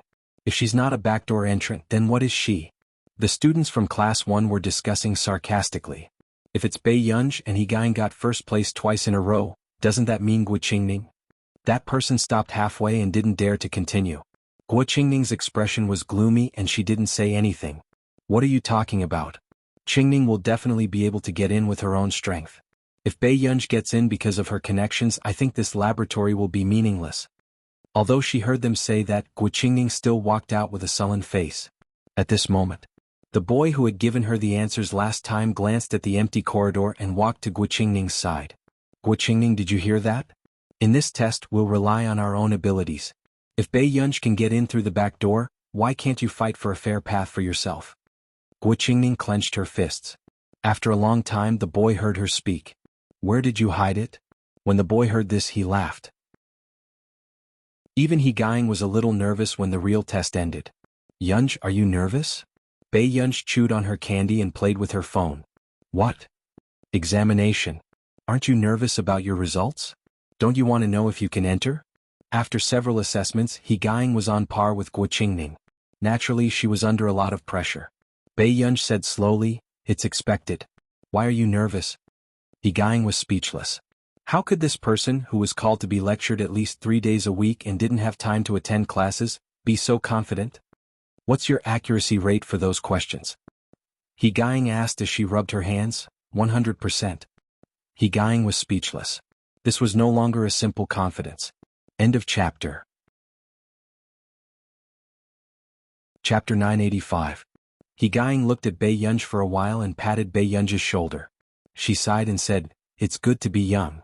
Bei Yunj was speechless. It was difficult to continue this topic. However, the results would be announced the day after the assessment. However, the next day, Bei Yunj had just arrived at the conference hall when she heard many people discussing. It was said that someone had stolen the exam questions this time and the special training department was investigating. No one noticed that Guo Qingning looked a little uneasy. Bei Yunj had just arrived when He Gaing pulled her back. "Yunj, did you hear that? Someone is so bold to steal the exam questions." Bei Yunj replied casually, not paying much attention to it. He Gaing was speechless. Why didn't this fellow have any gossipy heart? Before He Gaing could say anything, she saw the teacher of class 1 walk in hurriedly. Everyone can take a look at the ranking of this assessment. The teacher of class 1 distributed the name list and glanced at Bei Yunj before she sneered. This time she wanted to see who could protect Bei Yunj. Guo Qingning is first, He Gaing is second. Everyone was shocked. Only He Gaing sensed that something was wrong. She did not see Bei Yunj in the top 10. He Gaing frowned and looked down. She did not expect Bei Yunj to be last. However, Bei Yunj's results were full marks. Not only He Gaing, even Bei Yunj could see the situation clearly. Her bright and exquisite eyes looked casual, but she licked the tip of her teeth and her temper rose. She was starting to use such a lousy trick on her? "Teacher Lee, what do you mean? Why is Bei Yunj at the bottom even though she scored full marks?" He Gaing stood up and questioned. "Do you still have to ask why? Doesn't Bei Yunj know it herself?" Teacher Lee laughed coldly. Everyone already knew that the exam papers were stolen. They just wanted to give that person one last chance. And the result? Bei Yunj, you're really brave. You memorized the answers so well. You must have put in a lot of effort, right? His words made Guo Qingning feel a little relieved, but she couldn't calm down. Because the second last boy was the one who gave her the answer. He had also been discovered. She couldn't be sure that Dong Cheng wouldn't rat her out. Even though they had already made an agreement. I draw a clear line between public and private affairs. Other than Bei Yunj, Dong Cheng from our class is also the most suspicious. I won't let any of them off. After Teacher Li finished speaking, Dong Cheng's face turned pale. He hurriedly shook his head. Teacher, I was just possessed. I didn't do it on purpose. Dong Cheng, tell us who the main culprit is. If you explain it clearly, I can ask the higher-ups to be lenient. Teacher Li said. Dong Qing lowered his head. His eyes darted around and his body trembled. He gritted his teeth and suddenly pointed at Bei Yunj. Teacher. She was the one who instigated me. Guo Qingning heaved a sigh of relief and the corners of her mouth turned up slightly. Don't talk nonsense. He Gaiing scolded. He Gaiing. Teacher Li glanced coldly at He Gaiing and then looked at Bei Yunj. Do you have anything to say? Bei Yunj sat in her seat and played with her pen lazily. She sneered and looked at her leisurely. I stole the answers. How could you find out? As soon as she finished speaking, Teacher Li's expression changed. The others suddenly remembered that Bei Yunj hacked the system last time. End of chapter. Chapter 986. If Bei Yunj had stolen the answers, she did not even need to go to the special training department. However, Teacher Li's face was ashen. Bei Yunj, are you trying to make things difficult for me? She sneered. Do you think I've wronged you? But other than you and Dong Qing, everyone else's ranking is normal. Very soon. Before Teacher Li could continue speaking, someone rushed in from outside. Teacher Li, Director Han wants the first and second place as well as the last and second place that you've selected to go to his office. Teacher Li's expression softened slightly. She sneered at Bei Yunj. Now that you've reached Director Han's office, let's see how you're going to deal with this.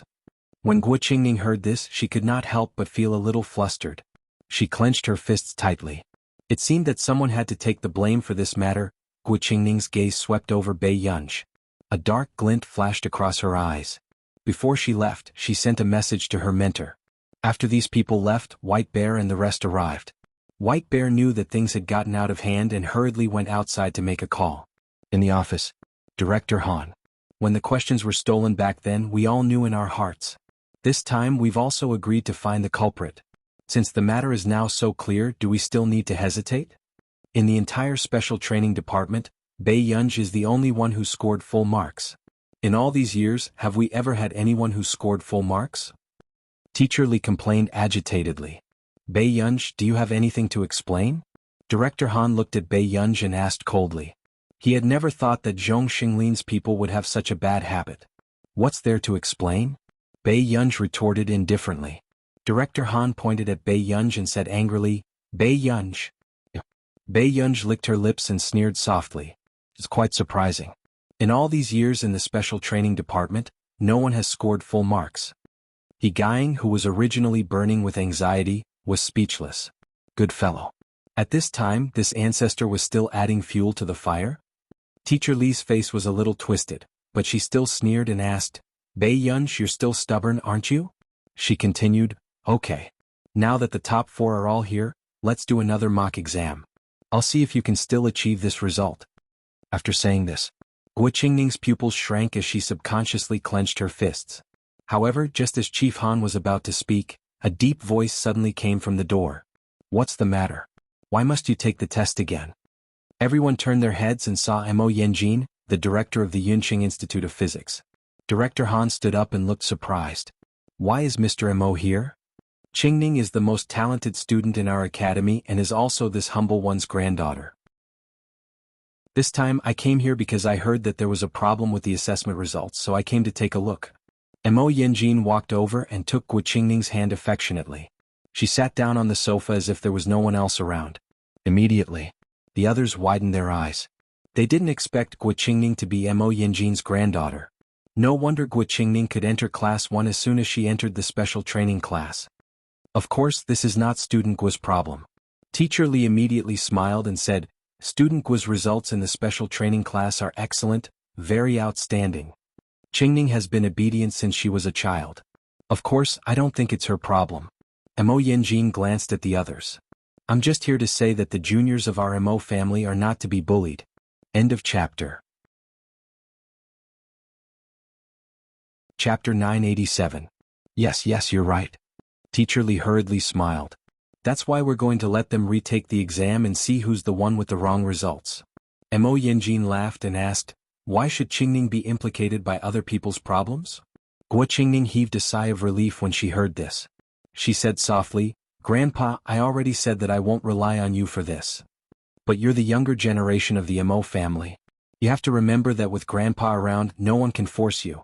After Old Master Mo finished speaking, Teacher Li hurriedly replied, Old Master Mo is right. We'll let the remaining 3 retake the exam. Yigaing came in first 4 times out of the 6 assessments this month. The only 2 times she came in second were only 1 or 2 points less than classmate Gua, said Director Han calmly. Gua Qingning's body stiffened. But this time, classmate Gua scored 30 to 40 points more than Yigaing, and the questions were more difficult. So I think it's better for them to retake the exam together. Director Han threw the report card on the table, intending to do business. Director Han, are you suspecting that there's something wrong with Qingning? Mo Yanjin narrowed his eyes, his tone sounding a little hostile. Everyone else in the special training department trembled in fear when they saw this scene. But soon, someone reminded Director Han of something. Gua Qingning was transferred to Class 1 by that person. Even if he didn't want to give anyone face, he couldn't afford to offend that person. Director Han's expression darkened. He pursed his lips and remained silent. Grandpa, Director Han didn't mean anything else. Gua Qingning smiled. She glanced at Pei Yunj casually as a sense of superiority rose in her heart. Maybe he was confused by student Pei's attitude. Classmate Pei? Mo Yanjin frowned. Teacher Li quickly smiled and said, Old Master Mo, it's Pei Yunj from Class 2. She's the only one who scored full marks in this assessment. Full marks? Mo Yanjin's tone carried a hint of mockery. Little girl, do you know that none of us from the older generation got full marks in the special training class back then? Pei Yunj glanced at him lazily, her eyes still unruly. She said slowly, it's quite shocking.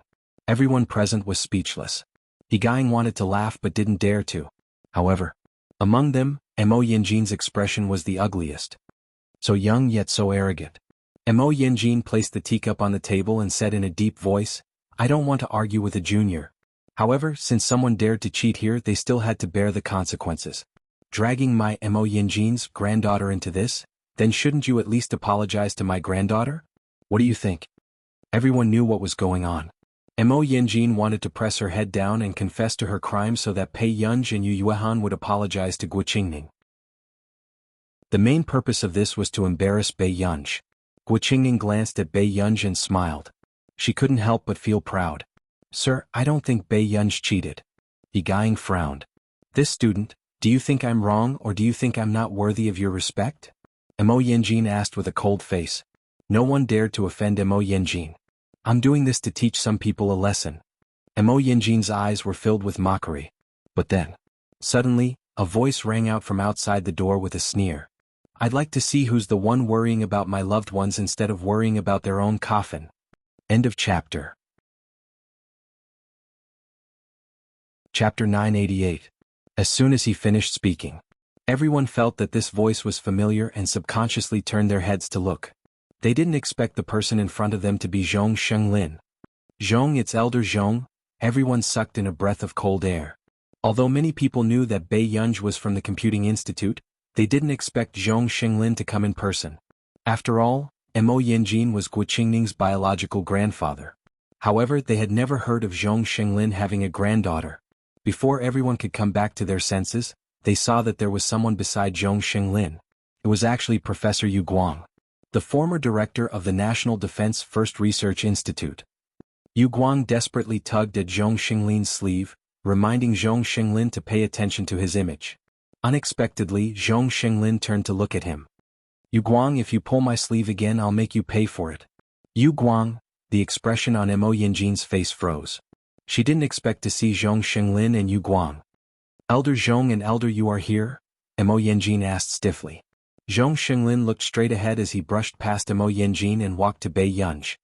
Did someone bully you? As soon as Yu Guang walked over, Director Han bowed slightly to him. Director Yu. After all, he was also from the National Defense First Research Institute. What's going on? After Yu Guang finished asking, Teacher Li interrupted, someone stole the exam questions. When the exam results came out this time, only Pei Yunj got full marks. These words were just short of pointing at Pei Yunj's nose and accusing her of cheating. Yu Guang? He shouldn't have let Pei Yunj go through the proper procedures. When he was in the special training department, he didn't get full marks either. Ask Lung to come here. If this matter isn't resolved properly, don't borrow people from me in the future. Zhong Shenglin's face darkened as he roared. Everyone was scared witless. They didn't expect Zhong Xinglin, who had always been good-tempered, to be so angry. Mo Yanjin felt embarrassed. Mr. Zhong, someone has identified Bei Yunj. Identify? Who identified him? From Zhong Xinglin's tone, it was obvious that he was here to settle scores.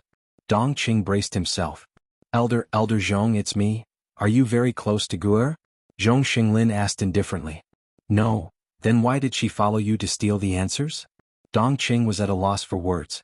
His stammering voice became softer and softer. Because I was the one who took the answers and was seen by classmate Pei. So, student Pei asked me for. Hearing this, Guo Qingning felt a little better, but a twisted jealousy flashed through her eyes. She did not expect that Zhong Xinglin would actually stand up for Bei Yunj. What everyone did not expect was that Zhong Xinglin would turn around and scold Director Han. Han Kemming, how dare you slander our Guru with such a lousy reason? Zhong Xinglin, Director, you knows about this matter. Is it possible for Bei Yunj to get full marks? Director Han frowned. He felt that Zhong Xinglin was being unreasonable. Yu Guang, it was still because he was too young. Suddenly, Bei Yunj said, let's reassess. Her gaze slowly swept across the people in the special training department. She sneered softly and said in a cold tone, I also hope that the district will give me an explanation after the reassessment. Suddenly Yu Guang felt a headache coming on. A person who had won the fairest prize was now being looked down upon? And the authenticity of a person who scored full marks in a small assessment was being questioned. Who wouldn't be angry if this happened to them? Moreover, Bei Yunj had a bad temper to begin with. Chapter 989. At this moment, Guo Qingning's expression was a little bad. However, Bei Yunj happened to look at her with a faint smile. Student Guo shouldn't have any special privileges. Can you not retake the exam? Guo Qingning, who was relying on Mo Yanjin's support. She could still be a little tougher. But now that Zhong Xinglin was here, how could Mo Yanjin be an exception? After Zhong Xinglin agreed to retake the exam, Mo Yanjin had no choice but to agree. The retake time was 1.5 hours. During this time, old Master Lung also came. When Teacher Li saw that Guo Qingning was not in a good state, she knew that the cheating might have something to do with Guo Qingning. An idea quickly appeared in her mind. After hesitating for a moment, determination flashed across Teacher Li's eyes and she secretly walked out of the office. However, after more than 20 minutes, Bei Yunj finished the questions and submitted the answers. Even Chief Han was stunned by the speed at which he was moving. So fast? Had Bei Yunj already given up? Director Han pulled out the answers doubtfully and checked them carefully one by one. But a few minutes later, Director Han's expression kept changing. How was this possible? How could there be such a correct rate in 20 minutes? After Director Han finished checking the last question, his scalp went numb. Bei Yunj still got full marks. Instantly, the atmosphere in the special training area seemed to have frozen. There was actually someone who could get full marks. The remaining 3 had only finished a third of the questions. After hearing Director Han's words, they were about to collapse. What kind of monster was this? The youngest student in the special training class got a record-breaking full score in the exam? He Gaing's mouth twitched as well. Thinking of how arrogant she was to teach Bei Yunj questions, she suddenly wanted to slap herself. The results are out. Do you have anything else to say? Zhong Xinglin glanced at everyone expressionlessly. At this moment, Bei Yunj stood up and slowly tied her scarf. She took out the key from her pocket. Old Master Lung, I'll return this key to you first. Old Master Lung, who already knew the cause and effect of the matter, started to panic. Gura, keep the key. I don't live in the district anyway. Also, I will definitely seek justice for you. After that, Mo Yanjin's expression was already ugly enough. After everyone finished their assessment, only He Gaing's results were the most stable. As for Guo Qingning, she was an entire 40 points lower than He Gaing. Dong Qing was still at the bottom. Who was the one who cheated? The answer was obvious. And the final result was a slap to everyone's face. In the corridor, I think I heard someone calling for my Guru to apologize. At this moment, Zhong Xinglin started to hold a grudge. Mo Yanjin looked embarrassed. Elder Zhong, I didn't expect Qingning to do such a thing. But Qingning is still young after all, there's no need to hold on to this matter. However, He Gaing, who was beside her, said faintly, What young? Isn't Bei Yunj the youngest? Elder Mo didn't have this attitude when he asked Yunj to apologize to Guo Qingning just now. You? Mo Yanjin's face darkened. Before Bei Yunj could say anything, her phone suddenly vibrated. She glanced at the message and quickly put her phone back into her pocket. She glanced at them. She said slowly, I still have something on, so I'll leave the first district first. As for the rest, listen to our old master. With that said, Bei Yunj really left. Coincidentally, Chu saw Bei Yunj leaving quickly from afar. P.S. Master Pei, it's mainly because I have to fall in love. End of chapter. Chapter 990. Elder Chu frowned unconsciously and muttered to himself. Strange, didn't she ask me to go to the special training office? Why did she leave? Elder Chu hesitated for a while before heading to the special training office. At the same time, the atmosphere in the special training office was tense. What are you arguing about? Elder Chu pushed the door open and entered.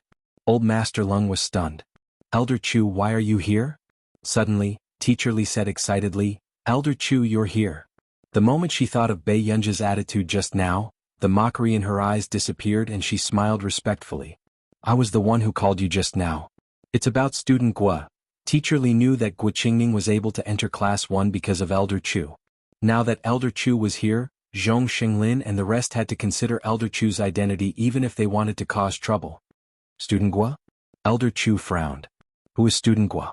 Instantly, Teacher Li's smile froze and she continued, weren't you the one who arranged for Gua Qingning to enter class 1 last time? Elder Chu immediately denied it. What nonsense are you talking about?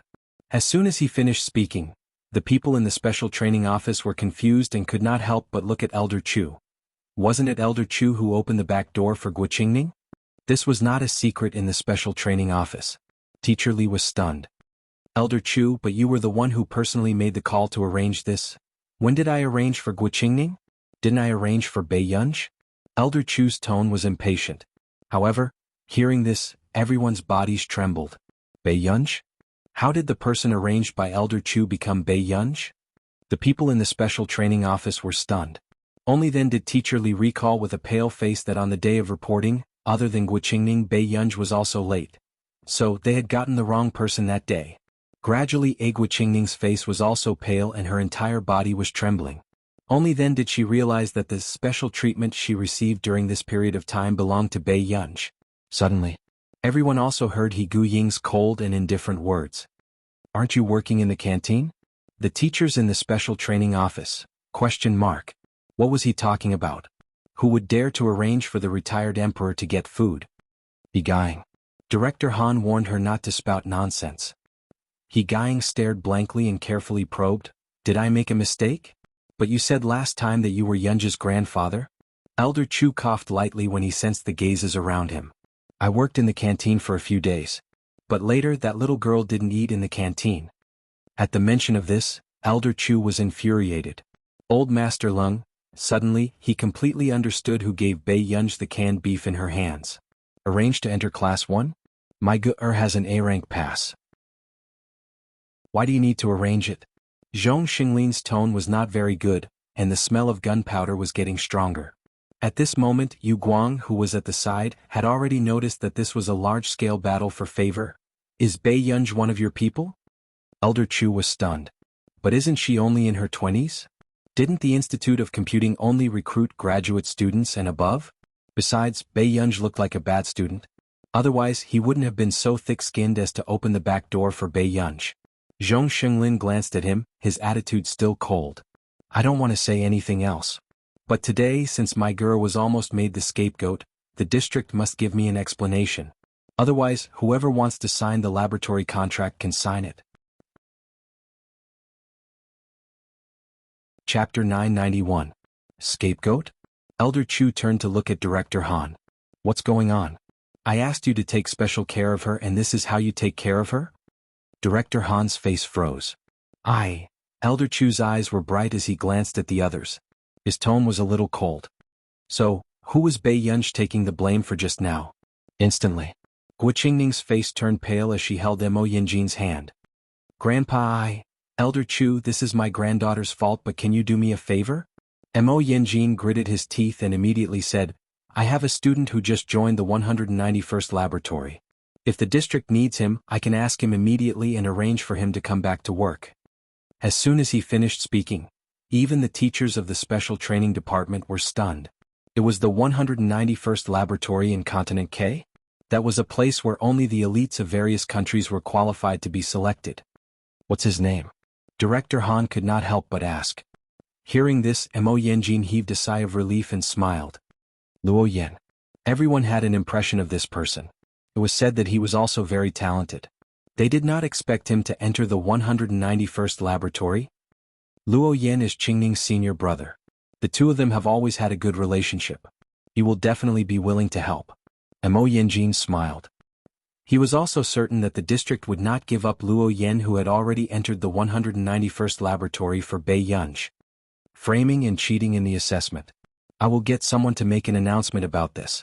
In the future, these two people will also be banned from all work in the district.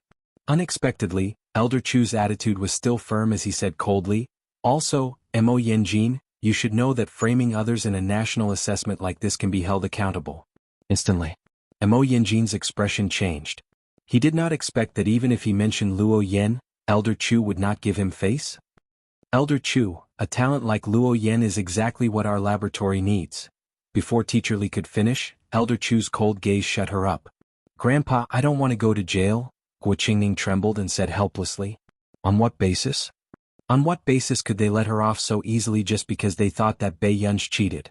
In the end, it was her turn and she had to go to jail? Guo Qingning lowered her head, hiding the hatred in her eyes. Not long after. Director Han couldn't help but say, Elder Chu, actually Luo Yan is also on our invitation list. However, Luo Yan did not accept their invitation. After all, with Luo Yan's talent and potential, there were better choices. However, when Zhong Xinglin saw Director Han's attitude, he almost went berserk on the spot. Fortunately, Yu Guang quickly said, it's better to listen to Elder Chu on this matter, Director Han. Yes. Listen to old Zhong. Old Master Ling nodded quickly. If they offended Zhong Xinglin, would they still be able to meet him in the district in the future? Director Han frowned. He didn't understand why Yu Guang didn't care about the big picture, but he couldn't change Elder Chu's decision now.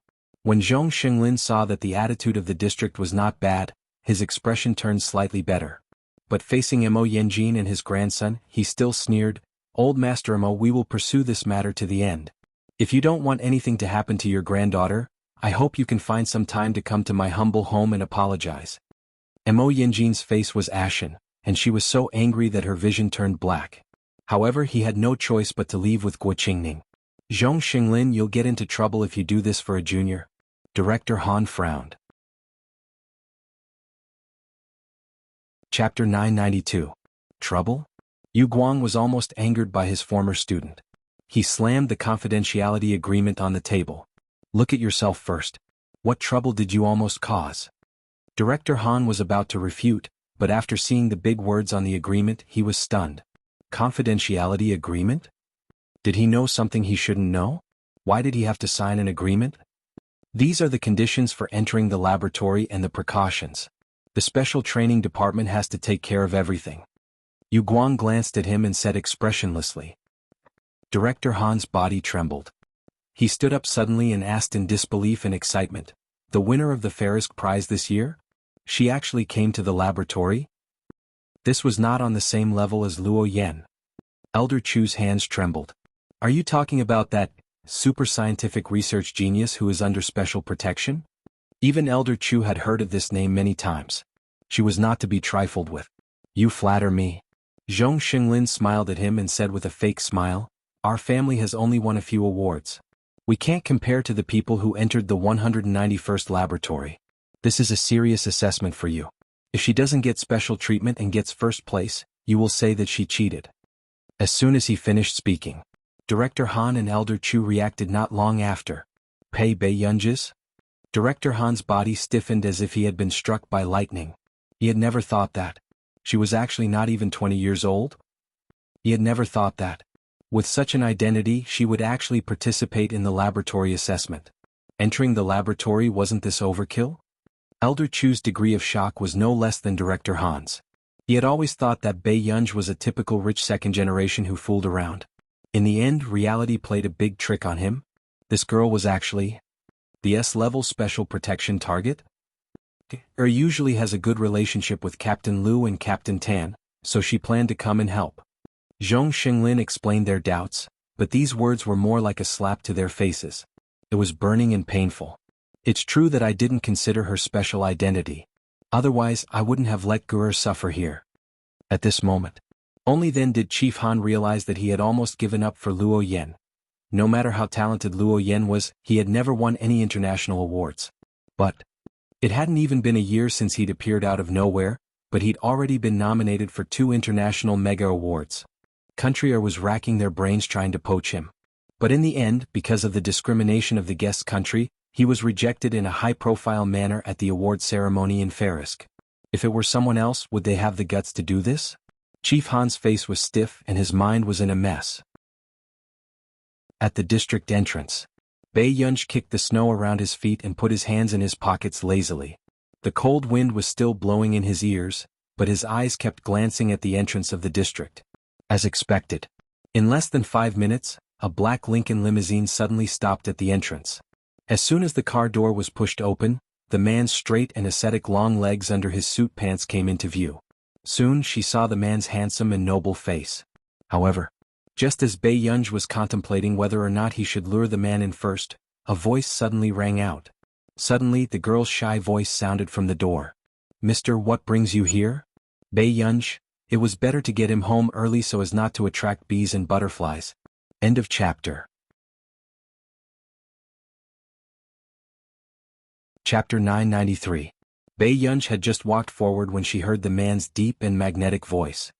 He said slowly, "I'm here to bring my family home."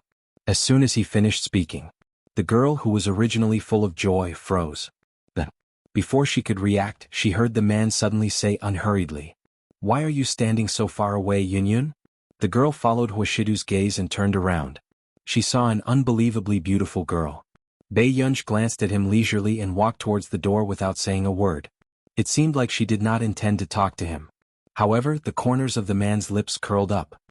His peach blossom eyes were half closed, and the curve of his smile was light and seductive. He gently held the girl's wrist with one hand. "You haven't packed your luggage and you're already leaving?" Bei Yunj finally reacted. She had not brought anything back on the way here. Why did she start to lose her mind when it came to Huashidu? "Assistant Tseng, can you accompany me to get something?" Bei Yunj asked Assistant Tseng, who was behind her. Assistant Tseng's eyelids twitched. He did not expect to be implicated even when he was lying down. But fortunately, the man beside her let go of her hand and suppressed the low laughter in his voice. "Go with her to get it. Then, at the same time, ask around if there are any arrogant brats who are having ideas that they shouldn't." Before Bei Yunj could speak, the man said unhurriedly, "That way I can be at ease. Otherwise I'll have raised you for nothing." Bei Yunj, however, along the way, Assistant Tseng, who was following behind, was really paying attention to which member of the opposite sex took a few more glances at Bei Yunj. Bei Yunj's eyelids twitched, but she could not be bothered to say anything. She had been in the district for so long, but she did not know any members of the opposite sex, let alone get close to them. But when she was about to reach the southern district, suddenly someone stopped Bei Yunj. "Student Pei, can I invite you to have dinner with me today?" Bei Yunj looked up and saw a delicate-looking boy with a red face and a bouquet of flowers in his hands. Trouble came as she wished. Before Bei Yunj could say anything, she saw Tseng Su's eyes full of condemnation, as if he was accusing her. She turned around and asked the boy, "Do you know me?" Unexpectedly, the boy's neck turned red as he said agitatedly, "Classmate Pei, you're amazing. That night, I can't forget you again." No matter how he listened to it, his words didn't sound right. Bei Yunj, what a mess. Not long after, Bei Yunj realized that the boy was probably talking about her hacking the system on the first day of the special training class. "Sorry, I have to go home." Bei Yunj smiled lazily and said, "My brother is very strict at home." Meanwhile, the office. "President Hua, this medicine is..." Zhong Xinglin was stunned when he saw the logo on the medicine box. Wasn't this logo exclusive to Luo Su from Continent K? "I got someone to develop a new drug based on her physical condition." Huashidu handed Zhong Xinglin a business card. "Mr. Zhong, you can take this for testing first. If there's anything else, you can look for him." Zhong Xinglin looked at the plain white business card. There was only a simple name, address, and contact information printed on it. He could already confirm that this was developed by Luo Su. At this moment, Zhong Xinglin realized that the young president of the Hua group was even more complicated than he had imagined. Although Luo Su was famous in the medical field, he had always been in hiding. Almost no one could find him. Not to mention asking him to help develop drugs. P.S. I've been dealing with the plagiarism issue for the past few days. The lawyer and editor project team have been working non-stop and are not in a good state. Sorry. But there will be an explanation today. It's been hard on the editor. Next, I will update properly and slowly make up for it. It's still a slow process. End of chapter. Chapter 994. Zhong Xinglin wanted to say something but hesitated. He looked at Huashidu for a while and spoke in a probing tone. President Hua, why don't you give it to Guru yourself? Zhong Xinglin also felt that the man in front of him, whose identity was a mystery, was very dangerous to Bei Yunj. The man's slender fingers, which were holding the cigarette, paused for a moment before he casually stuffed the cigarette back into the cigarette box.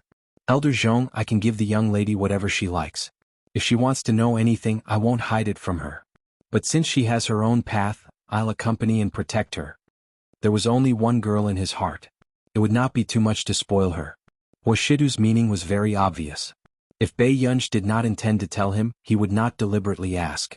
But if something happened, this girl would still be under his care. Zhong Xinglin's eyes flashed. He did not expect Huashidu to say that.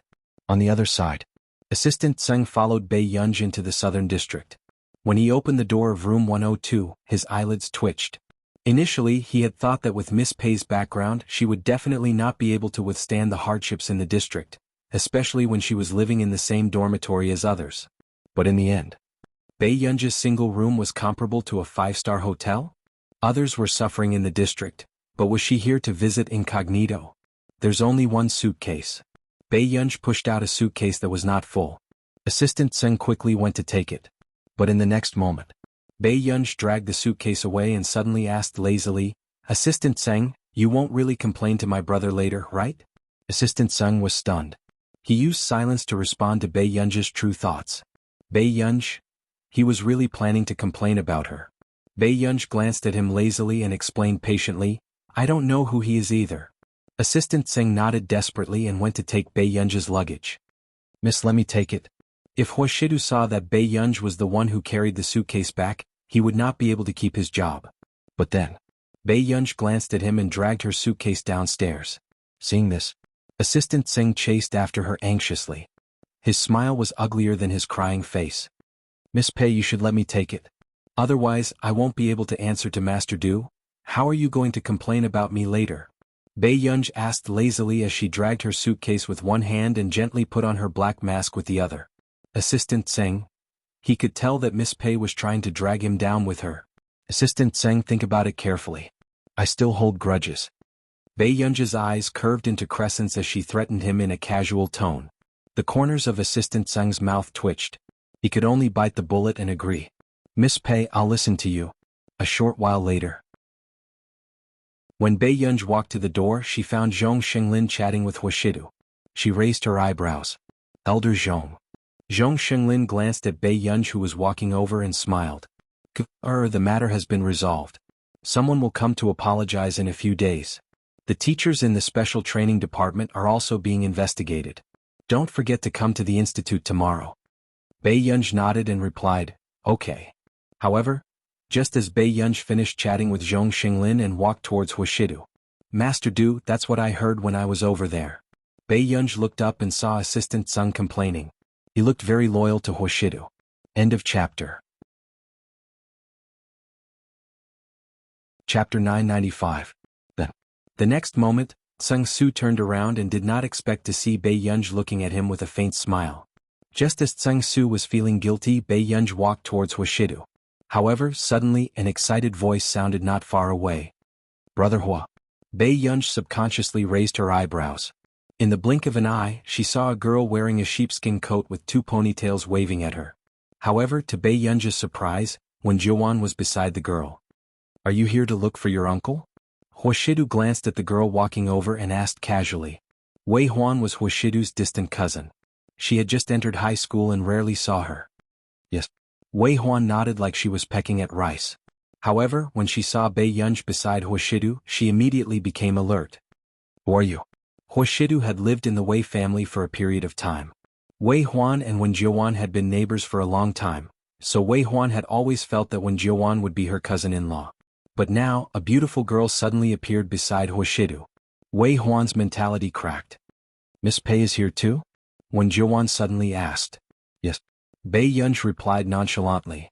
Sister Wen, do you know her? Wei Huan grabbed Wen Jiuwan's hand and was a little angry. How could she get along with her love rival? Miss Pei is very nice. Wen Jiuwan nodded honestly. Wei Huan, at this moment. Huashidu glanced at them and was not interested in interrupting. He only said casually, let's go home. Everyone could tell that this sentence was directed at Bei Yunj. Bei Yunj smirked lazily and glanced at the fuming Wei Huan calmly. Okay. Wait. Wei Huan suddenly called out to them. Brother Hua, Sister Wen and I didn't bring a chauffeur. Can we trouble you to give us a ride? Please. The girl blinked her bright black eyes and put her palms together sincerely. Up to you. After Huashidu finished speaking, Seng Su went forward to open the door for them. Brother Hua, get in the car first. Wei Huan specially squeezed beside Huashidu and giggled. After all, she knew in her heart that no matter how undisciplined the men of the Hua family looked, they still had the gentlemanly demeanor engraved in their bones since they were young. Ladies first was a must. Behind her back, Wei Huan was still hinting with her eyes for Wen Jiuwan to quickly come to her side. Later he would take the initiative to sit down. Unexpectedly, when Wei Huan turned around, she saw Wen Jiuwan chatting with Bei Yunj. Wei Huan, in the car. Seeing that Wen Jiuwan did not take the bait, Wei Huan could only follow her own thoughts and sit beside Huashidu. But after he calmed down for half a minute, Wei Huan's body froze and she unconsciously turned her head slowly. Sure enough, she met the man's lazy and indifferent eyes. The danger was self-evident. This cousin of hers would never spoil anyone. Wei Huan shrank her head timidly and silently moved to the side, trying her best to give this person more personal space. Bei Yunj, who was the last to come up, saw this scene and could not help but smile. It was obvious that Wei Huan was quite afraid of Huashidu. However, when Wei Huan saw Bei Yunj sitting in the car, she still pretended that nothing had happened and kept chatting with Wen Jiuwan about her past with Wen Jiuwan and Huashidu. It was obvious that she wanted to exclude Bei Yunj. End of this chapter. Chapter 996. Bei Yunj leaned lazily and did not interrupt. Wen Jiuwan also felt that Wei Huan was targeting Bei Yunj, so she did not continue the conversation. Wei Huan frowned. Sister Wen, why aren't you talking to me anymore? Suddenly, the man who had been silent all this while spoke casually, Wei Huan, there's a seat next to Seng Su in front. Wei Huan immediately shut up. Instantly, the surroundings were silent. Wei Huan pursed her lips and felt wronged. Bei Yunj saw this scene. She smiled and suddenly sat beside Wei Huan. Her beautiful and flamboyant eyes were unbridled, and her eyes were clear and seductive. She smiled lazily and asked, Little girl, do you want to change seats with me? It's quite cold today. Wei Huan's mind went blank. She did not understand what Bei Yunj meant.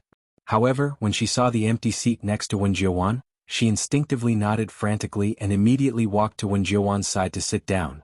But in the next moment, just as Wei Huan felt that she had escaped from the tiger's mouth, she looked up and saw that the person opposite her seemed to want to scratch the tiger's ear. Brother, are you cold? Bei Yunj asked as if there was no one else around. She sat close to the man, and the way her eyes were curved made people reluctant to say harsh words. Wei Huan chuckled. Her acting skills were clumsy. Did she really think that her cousin was an ordinary person? Huashidu had never shown mercy to women who took the initiative to approach him. Then, Wei Huan glanced at Huashidu and Wen Jiuwan from time to time. As expected, the man glanced at her with his pale-colored eyes. His posture was lazy and noble, but he did not intend to pay attention to Bei Yunj. Bei Yunj could tell that it was because of Seng Su's complaint just now. She licked her lips and her eyes curved naturally. She touched the back of his hand with her cold hand. The girl's voice was lazy and seductive. Brother, I'm so cold. Even when Jiuwan's eyelids twitched, she subconsciously looked at the vixen opposite her. Not to mention Huashidu, even when Jiuwan's heart softened when she heard this guy's voice. True enough, the man's fingertips moved. After touching the girl's cold hand, he reached out to hold it and took the initiative to ask, How many are you wearing? This scene almost caused the complacent expression on Wei Huan's face to freeze. Where did her cousin who was not interested in women go? Why did he have to care about this little demon? However, when Joanne seemed to have expected this and did not even lift her eyes. 3 or 4. Bei Yunj saw that Huashidu took the initiative to talk to her, so she naturally reached into the man's coat. This scene caused Wei Huan's eyes to widen as his face flushed red. However, a certain someone in Pei Chen's heart didn't even blush as she hugged the man's tight waist. At this moment, what Wei Huan found the most unbelievable was that Huashidu actually acquiesced to this woman's actions. If it were anyone else who would dare to reach their hand into Huashidu's clothes. This scene made Wen Jiuwan's face burn.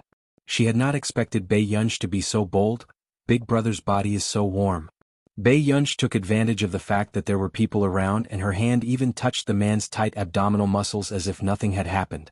The man glanced at her casually, his gaze full of warning. Bei Yunj. Bei Yunj put her hand down obediently. However, Wei Huan saw Bei Yunj rubbing her head against the man's neck restlessly and looking at her with a faint smile. Where did this vixen come from? Chapter 997. Wei Huan was so angry that she wanted to explode. She wanted to drag Bei Yunj far away from her cousin. When Wen Jiuwan saw this scene, the corners of her mouth could not help but twitch. She did not expect Bei Yunj to be so childish. Brother. After Bei Yunj saw the little girl's anger, he turned around and wanted to coax her. You want to accompany Tseng Su too? The man asked unhurriedly.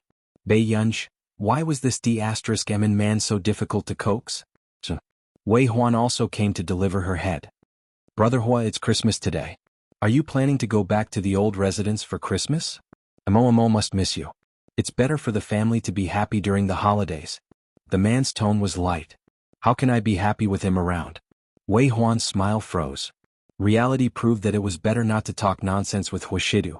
On the court. Only Bei Yunj raised his eyebrows when he heard this. A hint of playfulness flashed past his eyes. After getting out of the car, Wei Huan and Wen Jiuwan greeted each other obediently and asked Tseng Su to send them home. Bei Yunj followed behind Huashidu. He felt that the man's footsteps were getting faster and faster, and it was a little difficult for him to keep up. No matter what, Tseng Su had to take responsibility for this. Suddenly, Huashidu, who was walking in front, heard Bei Yunj's shout and immediately turned around, thinking that Bei Yunj had sprained her ankle. But in the next second, Huashidu saw her pouncing over and subconsciously opened his arms, allowing her to pounce into his arms. She hugged his waist tightly with both hands and refused to let go. Sometimes, the young man's straightforward and passionate love and blatant intimacy were hard to reject. Brother, don't be angry. I didn't go to eat with him either. The surrounding snow covered the sky. The man's tall and jade-like figure looked even more noble. The corners of his lips curled up imperceptibly. However, on the surface he only said casually, then when did you go out with him last night? Bei Yunj. It seemed that Tseng Su could not stay. Before Bei Yunj could say anything, the man suddenly stretched out his hand lazily and tidied the young lady's black hair. His voice was low and magnetic, making people confused. My family's young lady is getting more and more beautiful. It's indeed easy to be thought of. Even Bei Yunj looked at him in a daze. I still have a meeting. Go back and change your clothes first. If you miss old Master Qin, I'll arrange for the driver to send you to the Qin family's old mansion. Bei Yunj inexplicably sensed that the man was not in a good mood. In the living room, Bei Yunj leaned against the sofa and dried her hair. Auntie Miao brought a bowl of soup over. Miss, drink the soup to warm yourself up. Thank you, Aunt Miao. Bei Yunj's lips curved and she took it quickly. Aunt Miao smiled and said, drink slowly. Aunt Miao will help you dry your hair. Auntie Miao had always doted on Bei Yunj and cared about Bei Yunj as much as her own daughter. Sir really dotes on Mississippi usually, Sir never comes back on this day. Auntie Miao smiled as she dried Bei Yunj's hair. Is he at the old mansion? Bei Yunj asked instinctively. Auntie Miao shook her head. Usually Sir is abroad at this time. He will only be back after a month. Bei Yunj's eyes darkened and she drank the soup slower. He must have specially stayed behind to celebrate the festival with Miss. Auntie Miao smiled from ear to ear. Bei Yunj subconsciously looked at the second floor. Soon, Huashidu heard a knock on the study door. Brother, I have a gift for you after the meeting. The man raised his eyebrows, but the others in the video did not hear the sound outside the door. End of chapter. Chapter 998. However, when they saw the president suddenly stop, everyone was a little confused. Then, when the next person began to report, everyone was still in a heavy mood and did not dare to look up at the man's expression. Who knew? The man's slender and good-looking fingertips tapped the back of his hand rhythmically and suddenly said, "The meeting ends here. Other than the improvements I mentioned, we'll discuss everything else next time." After that, the man directly cut off the video conference. The others looked at each other and did not leave. "Boss, what's going on?" Someone could not help but ask. Could it be that President Hua is also celebrating the holiday with someone today? A certain senior executive who had always been famous for his gossip looked at Tseng Su excitedly. "President Tseng, don't you think so?" "I don't know, don't ask me." Tseng Su continued to chat. Just as he was drinking tea guiltily, he heard another senior executive ask excitedly. "President Hua, could it be that he's hiding a mistress and has a girlfriend?" Tseng Su spat out his tea. "Hey, that's not right. I heard that some time ago, there was a young lady who went to the president's office in a private elevator. If it's a girlfriend, it should be this one, right?" "You're wrong. I saw this young lady last time too. She was still wearing her school uniform. No matter how scumbag President Hua is, it's impossible for him to lay his hands on a female high school student." Tseng Su's hand trembled so much that he could not hold the teacup properly. Was that a female high school student? She was clearly a vixen. She had completely eaten Master Du. On the other side, Bei Yunj was still sending messages to the small group. "Bei Yunj, what gift should I give a boy for Christmas? He'll be happier?" "Lu Yuanxi? Chu Zhixing, Daddy Pei, are you in a relationship?" "Lu Yuanxi, we're working hard in high school and you're taking leave to date." Bei Yunj. Oh. Immediately after, Lu Yuanxi's attitude took a 180-degree turn. "Lu Yuanxi, give him shoes and watches. They're all good." Bei Yunj also remembered that she had bought a watch last time. She also walked towards the drawer while sending messages. "Bei Yunj, what if he's not in a good mood? How can I make him happy?" As soon as this message was sent, Lu Yuanxi was silent. Only Chu Zhixing sent 5 words. "Then give him more gifts?" Bei Yunj had no other choice. She rummaged through the house but she didn't find any Christmas gifts. However, she had changed into a little red dress that the man had bought from somewhere last time. It was considered a little more festive. However, she really couldn't find too many gifts, so Bei Yunj decided to use the gifts that she had originally given Mo to make up the numbers. A few minutes later, Bei Yunj carried a pile of gift boxes and pushed open the man's bedroom door. The style of the man's bedroom was cold, black, white and gray, ascetic and cold. The only place where she could store her surprise was the small wardrobe. However, when Bei Yunj opened the wardrobe door, she found that the wardrobe was divided into 2 layers. On the lower level there were men's suits. The upper level was empty. Bei Yunj looked at the wardrobe that was almost taller than her. 3 minutes later, Bei Yunj sat on the upper floor of the wardrobe and found a box that looked very familiar. It seemed like it belonged to her. Bei Yunj opened the box and found that it contained the cat ear headband that Lu Yuanxi had given her last time. This D*MN man had actually kept it. Bei Yunj adjusted her emotions and was about to arrange the gifts when she suddenly thought of something. End of this chapter. Chapter 999. Her eyes flickered and her gaze landed on the cat ear headband. She licked her lips and the corners of her lips curled up slightly. Bei Yunj picked up the cat ear headband, touched the furry cat ears and put it on her head first. Then, she continued to lay out the gifts. However, unexpectedly, just as Bei Yunj was halfway through, she suddenly heard a commotion outside the door. She paused. She did not expect Huashidu's meeting to end so quickly. When she came back to her senses, Bei Yunj simply closed the wardrobe door. She planned to leave quietly after the man left. At this moment, Huashidu pushed the door open and entered. He had indeed come in to take something. He also noticed that the lights in the bedroom seemed to have been switched on. However, the man only glanced over indifferently and took out the bracelet he had bought for Bei Yunj in our nation. However, just as Huashidu was about to turn around and leave with the bracelet gift box, the system bell suddenly rang in the wardrobe. The man stopped in his tracks. Bei Yunj's eyelids twitched in the wardrobe. She slowly lowered her head to look at the phone beside her. Lu Yuanxi could have called at any other time. Why did he have to call at this time? Bei Yunj had a bad feeling and her breathing became lighter. But at the same time, the man's lips curled up lazily and he walked towards the wardrobe. Finally he stopped in front of Bei Yunj. Just as Bei Yunj was about to move, a ray of light shone directly into her eyes from the gap in the wardrobe door. Bei Yunj's eyelashes fluttered subconsciously. She looked up and met the man's eyes. The man had almost sensed that Bei Yunj should be hiding here. He did not know what she was doing. However, the moment the door opened and he saw the girl's appearance clearly, the man's eyes darkened. It was so dark that it seemed to be able to hide all the light and devour everything. The girl in front of him had slightly curly black hair and was dressed in a seductive red dress. Under the light, her slender and fair legs made one's blood boil. Especially when the little girl had 2 cat ears on her head, it made the man's dark eyes unable to hide his lust. The atmosphere was silent for a few seconds. Bei Yunj licked her red lips and adjusted her sitting posture slightly. Her slender and beautiful white legs dangled, and she was not as casual as before. She placed her hands on the edge of the floor and thought for a while. She didn't notice that her shoulder strap had slipped. "Brother, do you like elk?" Bei Yunj saw that the man was staring at her. She wanted to take out the little elk she had prepared for Momo to ease the awkward atmosphere. However, in the next second, the man opened the gift box slowly with his well-defined hands and said casually, "I don't like it." Bei Yunj, how could he continue coaxing her? Suddenly, the man's voice was languid and seductive as he said lightly, "Big brother likes little wild cats more." Before Bei Yunj could react, Bei Yunj felt a little cold touch on her ankle. She instinctively lowered her head. It was originally a bracelet for Bei Yunj, but now it looked better as an ankle bracelet. Especially the little girl's slender ankles.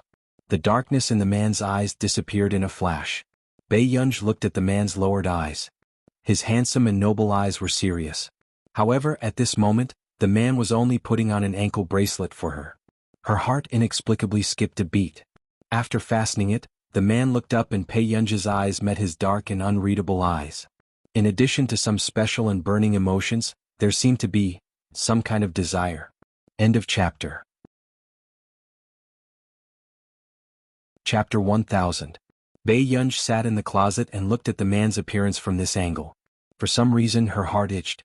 The corners of her lips curled up and she tucked her black hair behind her ear. She bent down gently and said in a teasing tone, "Brother, the gift you gave me is only a chain?"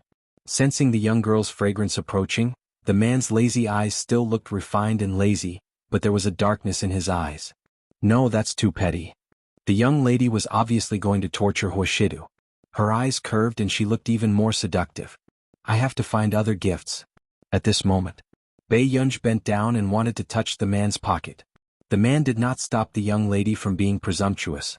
In the bedroom, the gentle light shone on the man's side profile, making him look lazy and ostentatious. His smooth eyebrows were raised, but the aggression in his eyes did not decrease. The man looked up, and Bei Yunj met the man's dark eyes at a close distance. The emotions that were usually suppressed deep down were now ostentatious and straightforward. Bei Yunj's heart was in a mess for some reason. She almost fell from her seat, but the man supported her back with one hand. Bei Yunj was silent for a moment. She sensed that the atmosphere was not right and instinctively wanted to straighten up.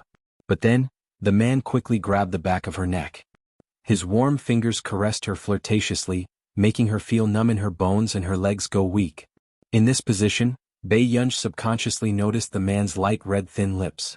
They were so close that it was too flirtatious. But she did not dare to move. The man slowly reached out and straightened the pair of furry cat ears on her head. "Aren't you going to continue searching?" Bei Yunj heard the man chuckle softly. It was the kind of voice that made his throat tremble with joy. It was so deep that it made one's face burn. The next moment, Hoshidu glanced at the young lady and gently pressed the switch on the wall. The floor that Bei Yunj was sitting on started to descend. Bei Yunj realized that it could be lowered automatically. Bei Yunj, she had been careless. Not long after, Bei Yunj looked up and saw the man looking at her with a faint smile. There was a hint of teasing in his eyes. It was as if he was certain that she would not make a move. Suddenly, Bei Yunj's knees were half straightened and she reached her hand into the man's suit pocket. The man also felt the little girl's soft and boneless hand on his leg. The little girl's furry cat ears were rubbing against his well-defined jaw. "Brother, did you really hide other gifts?" Bei Yunj had just raised her chin when the man suddenly reached out and grabbed Bei Yunj's waist, carrying her down with one hand. The little girl's subconscious action of hooking her arms around the man's neck made him feel much better. He licked the tip of his teeth and asked in amusement, Pei Yunj, are you going to touch wherever I ask you to? Being alone with a man and a woman, this little girl was not afraid of causing trouble at all. Pei Yunj, why did her words sound so vulgar? Washidu had just placed her on the bed. But in the next second, Pei Yunj pushed him away and got off the bed. Merry Christmas ended here. But right after that, the man scooped her up and gently restrained her hands from behind. His chin gently rubbed against the hollow of her neck. He laughed softly and coaxed her. Why are you angry? Didn't you say that you wanted to give brother a gift? Pei Yunj was expressionless. You said that I was despicable. No. The man slowly refused to admit it. Chapter 1001. Pei Yunj was about to turn her head when her gaze landed on the full-length mirror not far away from the man. The next moment, the man's deep and magnetic voice was filled with sexy and lazy laughter as he whispered into her ear, "Yes, it's mainly because brother wants to be lewd." Before Pei Yunj could react, she saw the man's lips curl up in the mirror. The man suddenly bent down and nibbled on her cat ears. The way he nibbled on her ears made her blush and her heart beat faster. His eyes stared straight at her. Pei Yunj froze. The man's flirtatious and ambiguous low laughter made her ears turn red and hot. She was so grateful that her entire body went soft. Where's our Yunyun's little tail? Pei Yunj's heart beat wildly for some reason. She did not dare to look into the man's eyes. She did not notice that there was a faint pink on her snow-white skin. At this moment, the way the man in front of her smiled was simply the epitome of a refined scum. The next day, "Miss, what happened to your foot?" Aunt Meow exclaimed. Pei Yunj, the man who had just come downstairs, smirked and said naturally, "I bumped into something." Aunt Meow, prepare a few more bottles of Dieta wine at home next time. Huashidu glanced at her slowly and said with a smile, "I'll prepare it." Pei Yunj, last night she had been flirted with by the man until she was dizzy. When she ran away at the last minute, she accidentally bumped into the cabinet. When the private doctor came, he even reminded Pei Yunj that young people had to restrain themselves. It was not safe to have a too exciting experience. Thinking of this, Pei Yunj glanced at Huashidu with an unfriendly gaze. However, the man smiled silently and walked to Pei Yunj's side to sit down.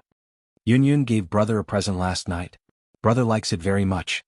For a moment, Pei Yunj did not know if the present Huashidu was talking about was the one she had placed in the closet or something else. Then Pei Yunj heard a certain someone say gently, "If there's a tail, brother will like it even more." Pei Yunj, was this dog man like this during the day as well? Seeing that Pei Yunj didn't want to talk to him, the man just lowered his head and laughed. He put one hand on the back of her chair and gently stuffed something into her pocket with his slender fingers. "There was a gift last night, but I forgot to give it to our Yunyun." Huashidu reached out and scratched the little girl's chin. Pei Yunj heard him say, "The key you threw on the table last time was to a laboratory next to the computing institute." Laboratory? Pei Yunj's eyes flickered. She looked up at Huashidu and subconsciously took out the key. Why would he think of sending her to the lab? "Last time, Elder Zhong told me that you are also very interested in research." Pei Yunj. "So you're giving me the lab?" If she was purely interested, wasn't Huashidu burning money? He reached out and gently pinched Pei Yunj's face. He said regretfully, "Yes, brother also asked Mr. Zhong if he could sell the computing institute to me. Unfortunately, he didn't agree." Pei Yunj. He still wanted to buy her a computing institute? But at this moment, Pei Yunj's thoughts were not on this. Otherwise, she would have realized that something was wrong. She had been thinking since last night about why Huashidu had been abroad all these years. "Brother, are you going on a business trip this month?" Pei Yunj suddenly asked. Huashidu's pale eyes glanced at her. "Are you chasing me away?" End of this chapter. Chapter 1002. No. Pei Yunj looked at him. "Don't you have to go out every year at this time of the year?" The man's eyes dimmed and he smiled. "I'm going out for a few days. I'll be back soon." Pei Yunj thought for a while and said, "Actually, I can go with you." The man's peach blossom eyes curved when he heard this. His light-colored eyes were flirtatious and seductive. He reached out and scratched the girl's chin. "I'll take you there when you recover." At the Psychological Research Institute. Cui Hengchuan noticed the bandage on Pei Yunj's leg as soon as he entered. "Are you injured?"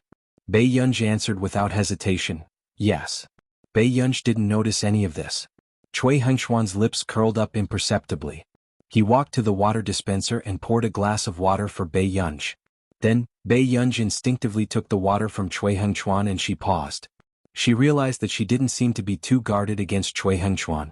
Actually, Bei Yunj didn't like Cui Hengchuan all this time. But she didn't know when she started to have a good impression of Cui Hengchuan. It was a good impression of a friend. Be careful when you walk next time. Cui Hengchuan sat in front of the table. He looked gentle and harmless. Bei Yunj's eyes dimmed and she put the glass on the table. She tapped the chair handle with her fingertips. Dr. Cui, we've done hypnosis 5 times since I first entered this institute? That's right. Cui Hengchuan's eyes flashed and he looked up with a smile. Considering Miss Pei's personal situation, the frequency is too high. Was Dr. Cui the only one who did the hypnosis? Cui Hengchuan said, there was also my assistant and Dr. Huang, Mr. Zhong's high school classmate. He hid the emotions in his eyes and asked gently, what's wrong? Nothing. Did Dr. Huang come today? Bei Yunj asked. No, Cui Hengchuan said. Bei Yunj nodded. Then make an appointment next time. I have something on today. After that, Bei Yunj left unhurriedly. Cui Hengchuan looked at Bei Yunj's back and couldn't help but smile. Master, why did you choose her? Jiangji walked out from the back and looked at Bei Yunj's departing figure. She felt depressed. Cui Hengchuan lit a cigarette. The cigarette but was red for a moment. He slowly blew out a smoke ring and said with a faint smile, because I really want her. Jiangji subconsciously clenched her fists. She had sensed that Cui Hengchuan was interested in Bei Yunj when he raced with Bei Yunj in the store. But she seems to have sensed something. Cui Hengchuan didn't care and opened the medical record book. It's okay. Even if she wants to change people, they will be my people. For example, old Master Zhong's old classmate, Dr. Huang. He clearly saw how he hypnotized Bei Yunj and injected the drug into Bei Yunj. However, he was very tight-lipped and knew whose side he was on. But she's too smart. She even sensed her own emotions. This was something Cui Hengchuan didn't expect. If it were anyone else, it would be impossible for them to sense it after just 4 injections. Jiangji's eyes lit up. Yes, master. This is too risky. What's more, Country A values her so much. Ask them to send the 7 experimental drug this week. Cui Hengchuan curled his lips. I'm looking forward to seeing how she falls in love with me. End of chapter. Chapter 1003. Jiangji pursed her lips, her expression a little ugly. She did not expect Cui Hengchuan to be so determined to get Bei Yunj. At the Computing Institute. What's wrong? Soon Shang Yin picked up the call. His gentle voice was clear and pleasant. Get me a reliable psychiatrist. Bei Yunj adjusted the white coat she had put on slowly. Shang Yin, who was in country R, paused. What happened? Bei Yunj told Shang Yin about her. You think this is abnormal because you don't dislike him anymore? Bei Yunj frowned. Isn't this abnormal enough? Shang Yin suppressed his smile. All right, I'll be satisfied with a doctor you're satisfied with to take care of you. Don't arrange for him to come over directly. Let him use his connections at the research institute. Bei Yunj licked her lips, her eyes unreadable. I don't want to alert him yet. If it weren't for the drug allergy, she would have almost forgotten that the original owner had many allergens. But most importantly, the original owner was allergic to most hallucinogenic drugs like her. At the same time, this reminded her that her feelings for Cui Hengchuan were indeed abnormal. So, what was Cui Hengchuan trying to do? Suddenly, I heard that there's a psychological laboratory in Continent K that often does experiments on mental control of humans. It seems that someone is researching some kind of mental medicine this year. Shang Yin also thought about this. What's the name of your attending doctor? Cui Hengchuan. I'll arrange for someone to investigate. Shang Yin was silent for a moment. If you're right, this matter won't be easy to resolve. Bei Yunj smiled, but there was no warmth in her eyes. After living for so many years, someone really dared to experiment on her. A few days passed. Bei Yunj had just left the research lab when she received a call. After hanging up, she turned around and heard Si Qingyan ask casually. Master Pei, what happened? Bei Yunj glanced at him. Let me go back to school. What's there to go back to? Don't waste any more time at this critical juncture. Si Qingyan said nonchalantly. No, we have to see how our little Chu and little Lu are doing. Bei Yunj was in a good mood as the corners of her lips curled up. Si Qingyan was speechless. Why was she still worried about being a father? Hengda High School. After Bei Yunj entered, she walked straight to the office. The door was half closed, but the voices inside could be heard clearly. Regarding the joint examination of the 9 schools as class teachers, You must urge the students not to lose a single point that they should get, do you hear me? The principal continued. In the last mock exam, Yunqing First High School scored a historic 0. 12 points higher than us. Don't you feel threatened? Someone whispered, Principal, there's no need to be so nervous about such a small score. There's no need to be so nervous. The principal's voice became even louder. In the last comprehensive test, the number 1 middle school next door scored the highest in the city. The highest score isn't in our school, and the average score can't be compared to number 1 middle school. What do you class teachers care about? Principal, our school can get the highest score this time. Teacher Wen suddenly interjected. At the same time, Bei Yunj happened to push the door open and enter. Reporting Teacher Wen, I'm back. The next moment, everyone's attention landed on the person at the door. After not seeing her for a few months, the girl's beautiful eyes were still carefree and high-spirited. End of chapter. Chapter 1004. But then, the atmosphere was silent for a long time. The principal turned to look at Teacher Wen expressionlessly. Old one, are you crazy or am I crazy? Why did you ask Bei Yunj to come back at this time? Bei Yunj looked up at him. Question mark. The principal continued, are you a spy from the number 1 high school next door? Do you think the average score isn't low enough? Bei Yunj was speechless.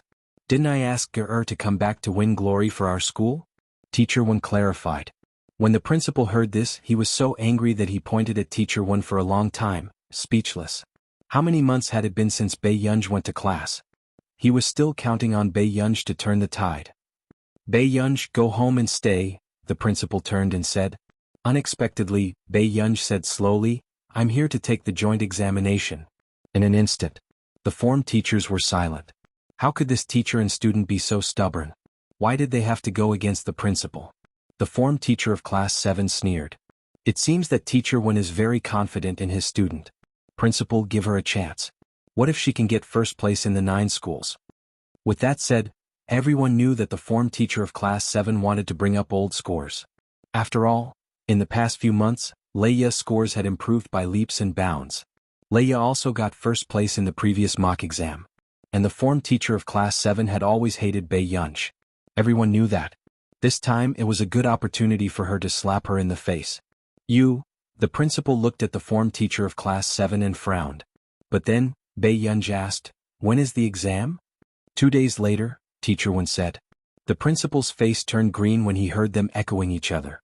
Then I'll stay in school for 2 days and go back after the exam. With that, Bei Yunj turned around and waved. Goodbye, teachers.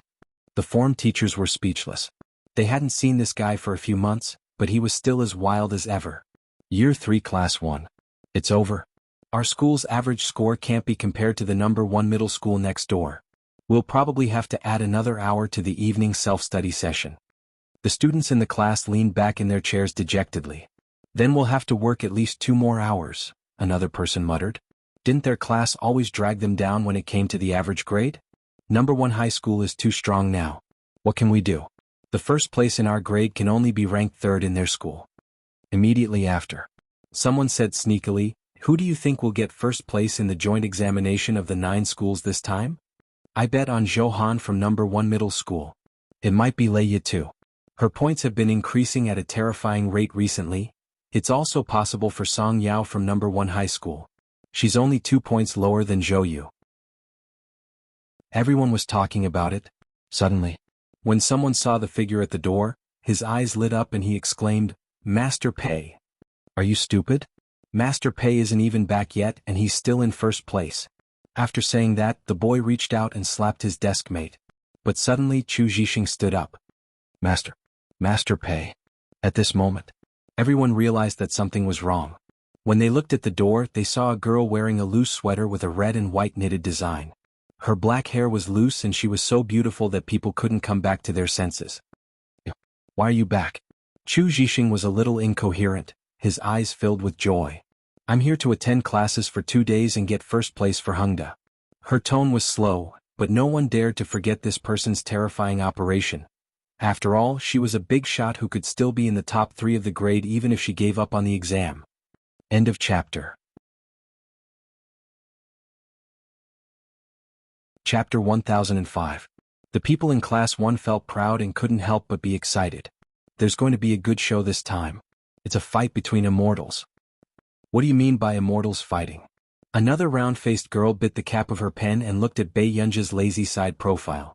She couldn't help but feel pink bubbles in her heart. Master Pei is back. This is called the gods giving way. Lu Yuanxi, who heard from behind, was speechless. Wasn't Bei Yunja's affinity with the same sex ridiculously good? Master Pei, you're giving number 1 high school too much face. That's right. If you come to the exam personally, you'll scare the babies in number 1 high school. The two boys giggled and echoed each other as if they were performing a crosstalk. Then someone started to imitate a baby's cry. It wasn't until Bei Yunja's faint gaze swept over them that they calmed down. Very good, Master Pei was still that Master Pei. He didn't say a word, but he was oppressive. I have friends in number 1 high school. Don't cause trouble, Bei Yunj said leisurely. The boys nodded like they were pecking at rice. They were still smiling mischievously. It was obvious that they were familiar with Bei Yunja's temper, but they didn't dare to say anything. At the corner of the door, Leia's back was facing the wall. When Leia heard that Bei Yunj was back, she couldn't help but come to take a look. However, when she heard what Class 1 said, a hint of mockery appeared in her eyes. Class 1 was really a motley crew. Did they think that the joint examination of the 9 schools was that simple? Bei Yunja's attitude of not taking the college entrance examination seriously would cause her to fall into a huge pit sooner or later. For example, the joint examination in 2 days' time. The corners of Leia's mouth curled up. She couldn't help but leave briskly. Number 1 high school. What? Hongda still has a seated contestant? The teachers of number 1 high school were also investigating the enemy. I heard that there's someone called Bei Yunj in Hongda's grade 12 class 1. He previously got 3rd place in the cohort. Hearing this, a teacher chuckled. 3rd place in the cohort is nothing. What's so strange? When he abandoned the math exam, he got 3rd place in the cohort. As soon as he finished speaking, the venue fell into dead silence. He could get 3rd place in the cohort after abandoning the math exam. Director, it's the mock exam that Hongda and us organized in the 2nd year of high school? That person's voice became softer and softer. Out of the 2 schools, the only one who scored full marks in the comprehensive science exam is her. At this time, everyone started to feel their scalps go numb, because they clearly remembered that the exam questions were very difficult. The highest score in their school was 249, but Hongda had someone who scored full marks in science. Ms. Lee, don't think too much about it. I also heard from Hongda that Bei Yunj hasn't been to school for a few months. She doesn't take her grades seriously at all. Another teacher smiled and said, the teachers in her school don't think that she can get 1st place. What are you nervous about? But this is really a dark horse. Why are you panicking? Johan's grades in our school are so stable. Is there anyone who can do better than him? The teachers of the 2 schools had different thoughts. They were all waiting for the joint examination of the 9 schools. After school, the students of Hongda saw the school belle, Song Yao, standing at their school gate. Initially, he was still wondering who was the one who had hooked up with the school belle next door. He did not expect to see Bei Yunj greeting Song Yao. The boys in the same class were already whistling. Master Pei, you even got the school belle next door. Bei Yunj was speechless. Song Yao walked over and stared at her. You have to treat me to ice cream. Bei Yunj touched the tip of her nose. Song Yao, it's winter. End of chapter. Chapter 1006. Who asked you to say that you didn't come for the exam? You're a liar. Song Yao held Bei Yunj's hand and went to the ice cream shop next door. No, we can only drink milk tea. Bei Yunj hugged her shoulders and turned Song Yao to the milk tea shop. Looking at Song Yao's gentle and pretty eyes, she unconsciously supported her head with her hand and looked at her. What are you looking at? Song Yao also wanted to question Bei Yunj confidently, but looking at Bei Yunj's lazy smile, her eyes inexplicably drifted away. Song Yao, you're too fierce. She smiled and reached out to search Song Yao's head. Bei Yunj had only agreed to come to the 9 schools joint examination after receiving a call. Song Yao glared at her and took the milk tea Bei Yunj handed her. Did the teacher ask you to come back? Bei Yunj leaned against the glass wall lazily and drank milk tea. But suddenly she heard a sound at the door. What's so good about Hongda now? Our school has the highest average score and the highest score. With that said, Bei Yunj and Song Yao looked up at the door at the same time. Are they your juniors? Bei Yunj went up to Song Yao and asked. Song Yao's eyes were gentle, but they were still indifferent. I don't know them. Then, the two small groups at the door started to argue. Didn't number 1 high school do well this time? Do you really think you're so important after surpassing them once? The tone of the students from number 1 high school became even more mocking. Surpassing them once? I think other than Qing Zihuai, who has already left, there's only a bunch of trash left in Hengda. These words made Song Yao frown and she looked at the boy coldly. What questions do you not know today? Show me. Bei Yunj did not care much about the argument outside. Instead, he asked Song Yao to take out the exercises and the two of them studied quietly in the milk tea shop. However, the two groups of people outside were already scratching their heads and scratching their faces as they started fighting. Bei Yunj looked up and lowered his head to study the questions. He looked quite interested. The only thing missing was a plate of melon seeds on the table. Song Yao said, Yunj, let's go. Okay. Bei Yunj responded and packed her things with Song Yao, preparing to leave. But what he didn't expect was, before Bei Yunj could leave, they were taken away by Hengda's Dean of Teaching as troublemakers. Hengda Student Office. Both teams had injuries on their faces. Only Bei Yunj and Song Yao stood at the side. You're rebelling? The joint examination of the 9 schools is in 2 days, and you dare to fight at the gate now? Since you guys are so capable, why don't you compare the results of the joint examination? The students from both teams didn't look too good. Suddenly, a student from number 1 middle school said, Director, we're not Hengda students. We want to go back. Did I tell you not to go back? The head of teaching sneered, wait for your school's teachers to come and pick him up. After that, the dean scolded them one by one. But unexpectedly, the last one was Bei Yunj. You're also blindly getting involved? The teaching director was furious. This Bei Yunj did not do anything good usually. She was always on the list of bad people. I'm passing by. Bei Yunj glanced at his watch. Teacher, she's tutoring me, Song Yao explained. But when the dean heard this, he chuckled. You're Song Yao from number 1 middle school, right? Song Yao nodded. Yes. You asked her to tutor you? The dean's words were filled with distrust. How could he not know Bei Yunj's capabilities? End of chapter. Chapter 1007. How could Bei Yunj tutor the second grader in number 1 high school? Did she think everyone was a fool? Several teachers from number 1 high school also came to collect their students. When they saw these students causing trouble, their expressions did not look good. Dean, our students from number 1 high school have caused trouble for Hengda. The vice principal of number 1 high school smiled. Hengda students are definitely at fault in this matter. Not only that, but it also involved our third-year high school students. The dean was very polite to the vice principal of number 1 high school, almost flattering him. This puzzled the students of Hengda. Year 3. The vice principal of number 1 high school glanced at some people and said mockingly, You're not studying in year 3 and are fighting with year 1 and year 2 students? No wonder Hengda's enrollment rate is so worrying. These words angered the students of Hengda so much that their expressions turned ugly. However, the dean still smiled apologetically. You're right. Old Lu, can I take my students away first? Seeing that someone was supporting him, the vice principal felt better. Director Lu continued, Of course. At this moment, the vice principal glanced at the others with some disdain. I'm also looking forward to the results of your year 3 and year 2 students in the joint examination of the 9 schools this time. Let's see if your confidence is because of your ability. Hearing these insulting words, the other students were suppressed and did not dare to speak. Their hearts were burning with anger. But suddenly, the girl's lazy and clear voice sounded slowly. Vice Principal, you're too polite. After all, our Hengda is a century-old school. There are many top scorers in the college entrance examination. Why would we care about the results once or twice? These words made the students of Hengda look at Bei Yunj in admiration. She was indeed an influential figure in Hengda. Senior pay was amazing.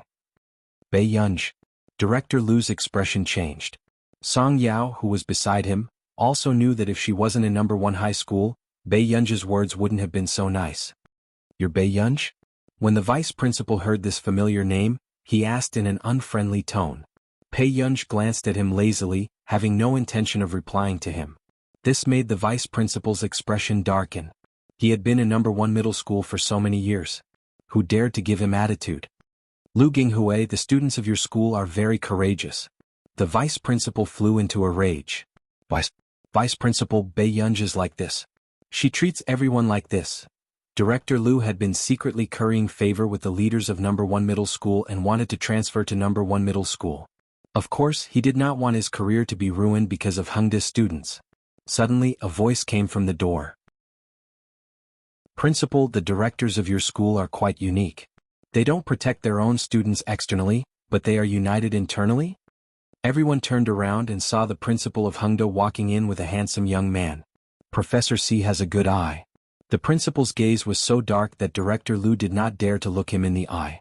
The person beside her was Si Qingyan. Principal, Director Liu immediately stuttered. He did not know if the principal had seen him fawning over the vice principal of number 1 high school. Bei Yunj was the one who disrespected the teachers. I also saw that after she came back from her leave, her behavior became even more unreasonable, so Director Liu, are you saying that our computing institute taught bad people? Si Qingyan asked with a smile, but the coldness in his eyes did not diminish. What? Not only Director Liu, even the principal of Hengda and the vice principal of number 1 high school looked at him instinctively. Chapter 1008. Since when did Bei Yunj have anything to do with the Computing Institute? As the top computing institute in the country, the Computing Institute had extremely high requirements for recruitment. Bei Yunj was only a high school student. How was this possible? Bei Yunj also gave Si Qingyan an intriguing look. Si Qingyan was speechless. Was this girl even human? He was protecting her here and she was threatening him? Our old master likes student pay. It's not strange for him to make an exception in the future. Si Qingyan said slowly, all right. Everyone should know that our computing institute has always had a recommendation slot for a university. Instantly, everyone remembered. As the top computing institute in the country, the Computing Institute had signed a cooperation agreement with Yunqing University. Every year they could send a student to study in the computing department of Yin University. Not to mention Bei Yunj's results, even if Bei Yunj did not take the college entrance examination, she could successfully enter Yin University through the cooperation mechanism of the Computing Institute. Hearing this, the expression of the vice principal of First High School changed. Back then, his nephew also wanted to enter the Computing Institute, but he was eliminated in the preliminary round. But now, a Year 3 student from Hengda actually had a chance to enter the Computing Institute. This Yunj didn't tell us about this. The principal said with a smile. If Hengda students could enter the Computing Institute, they would have a golden reputation in the future. The vice principal of First High School beside him was so jealous that his face was about to contort. Si Qingyan chuckled and could not help but take revenge. What's there to say about her? She only stayed in the institute for a few days before she went out to play. His tone was sour. Isn't she just relying on the fact that the old master dotes on her? Bei Yunj was speechless. The principal of Hengda's smile froze. So, she hasn't revised her high school homework either? Is she someone who does such a thing? Si Qingyan asked. The principal's expression was a little broken. Instantly, everyone fell silent. What kind of F***king favorite was this? Were all the big shots paving the way for her? At this moment, the students of First High School were completely dumbfounded and their expressions froze. Professor C, we have no intention of arguing with the students. The vice principal knew Si Qingyan's identity and did not dare to offend him. Si Qingyan glanced at him and smiled faintly. It's best if that's the case. It's not up to others to criticize the people in our computing institute. After saying this, the atmosphere grew colder and colder. Not only was Si Qingyan a core member of the Computing Institute, but he was also the youngest computer science professor at Yin University. You're right. The vice principal smiled stiffly. Originally, when he came to Hengda, he didn't plan to give the school leaders any face. However, she did not expect to meet Si Qingyan halfway. After Bei Yunj and the other man left, Song Yao returned halfway. At this moment, the vice principal then realized that Song Yao was there too. Song Yao, were you there just now? Song Yao glanced at the vice principal and said in a pleasant voice, But then, before the vice principal could speak, Song Yao suddenly walked in front of a boy. It was the boy who said that the students of Hengda were all trash at the entrance of the milk tea shop.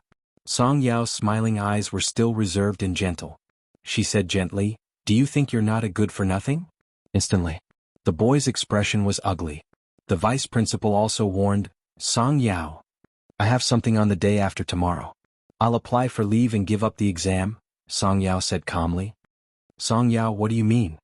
Are you going against the school? That you're tuning in to the Han Li's Wuxia Chronicles YouTube channel. We're so grateful for your support, and don't forget to subscribe to join us on this incredible journey through captivating stories.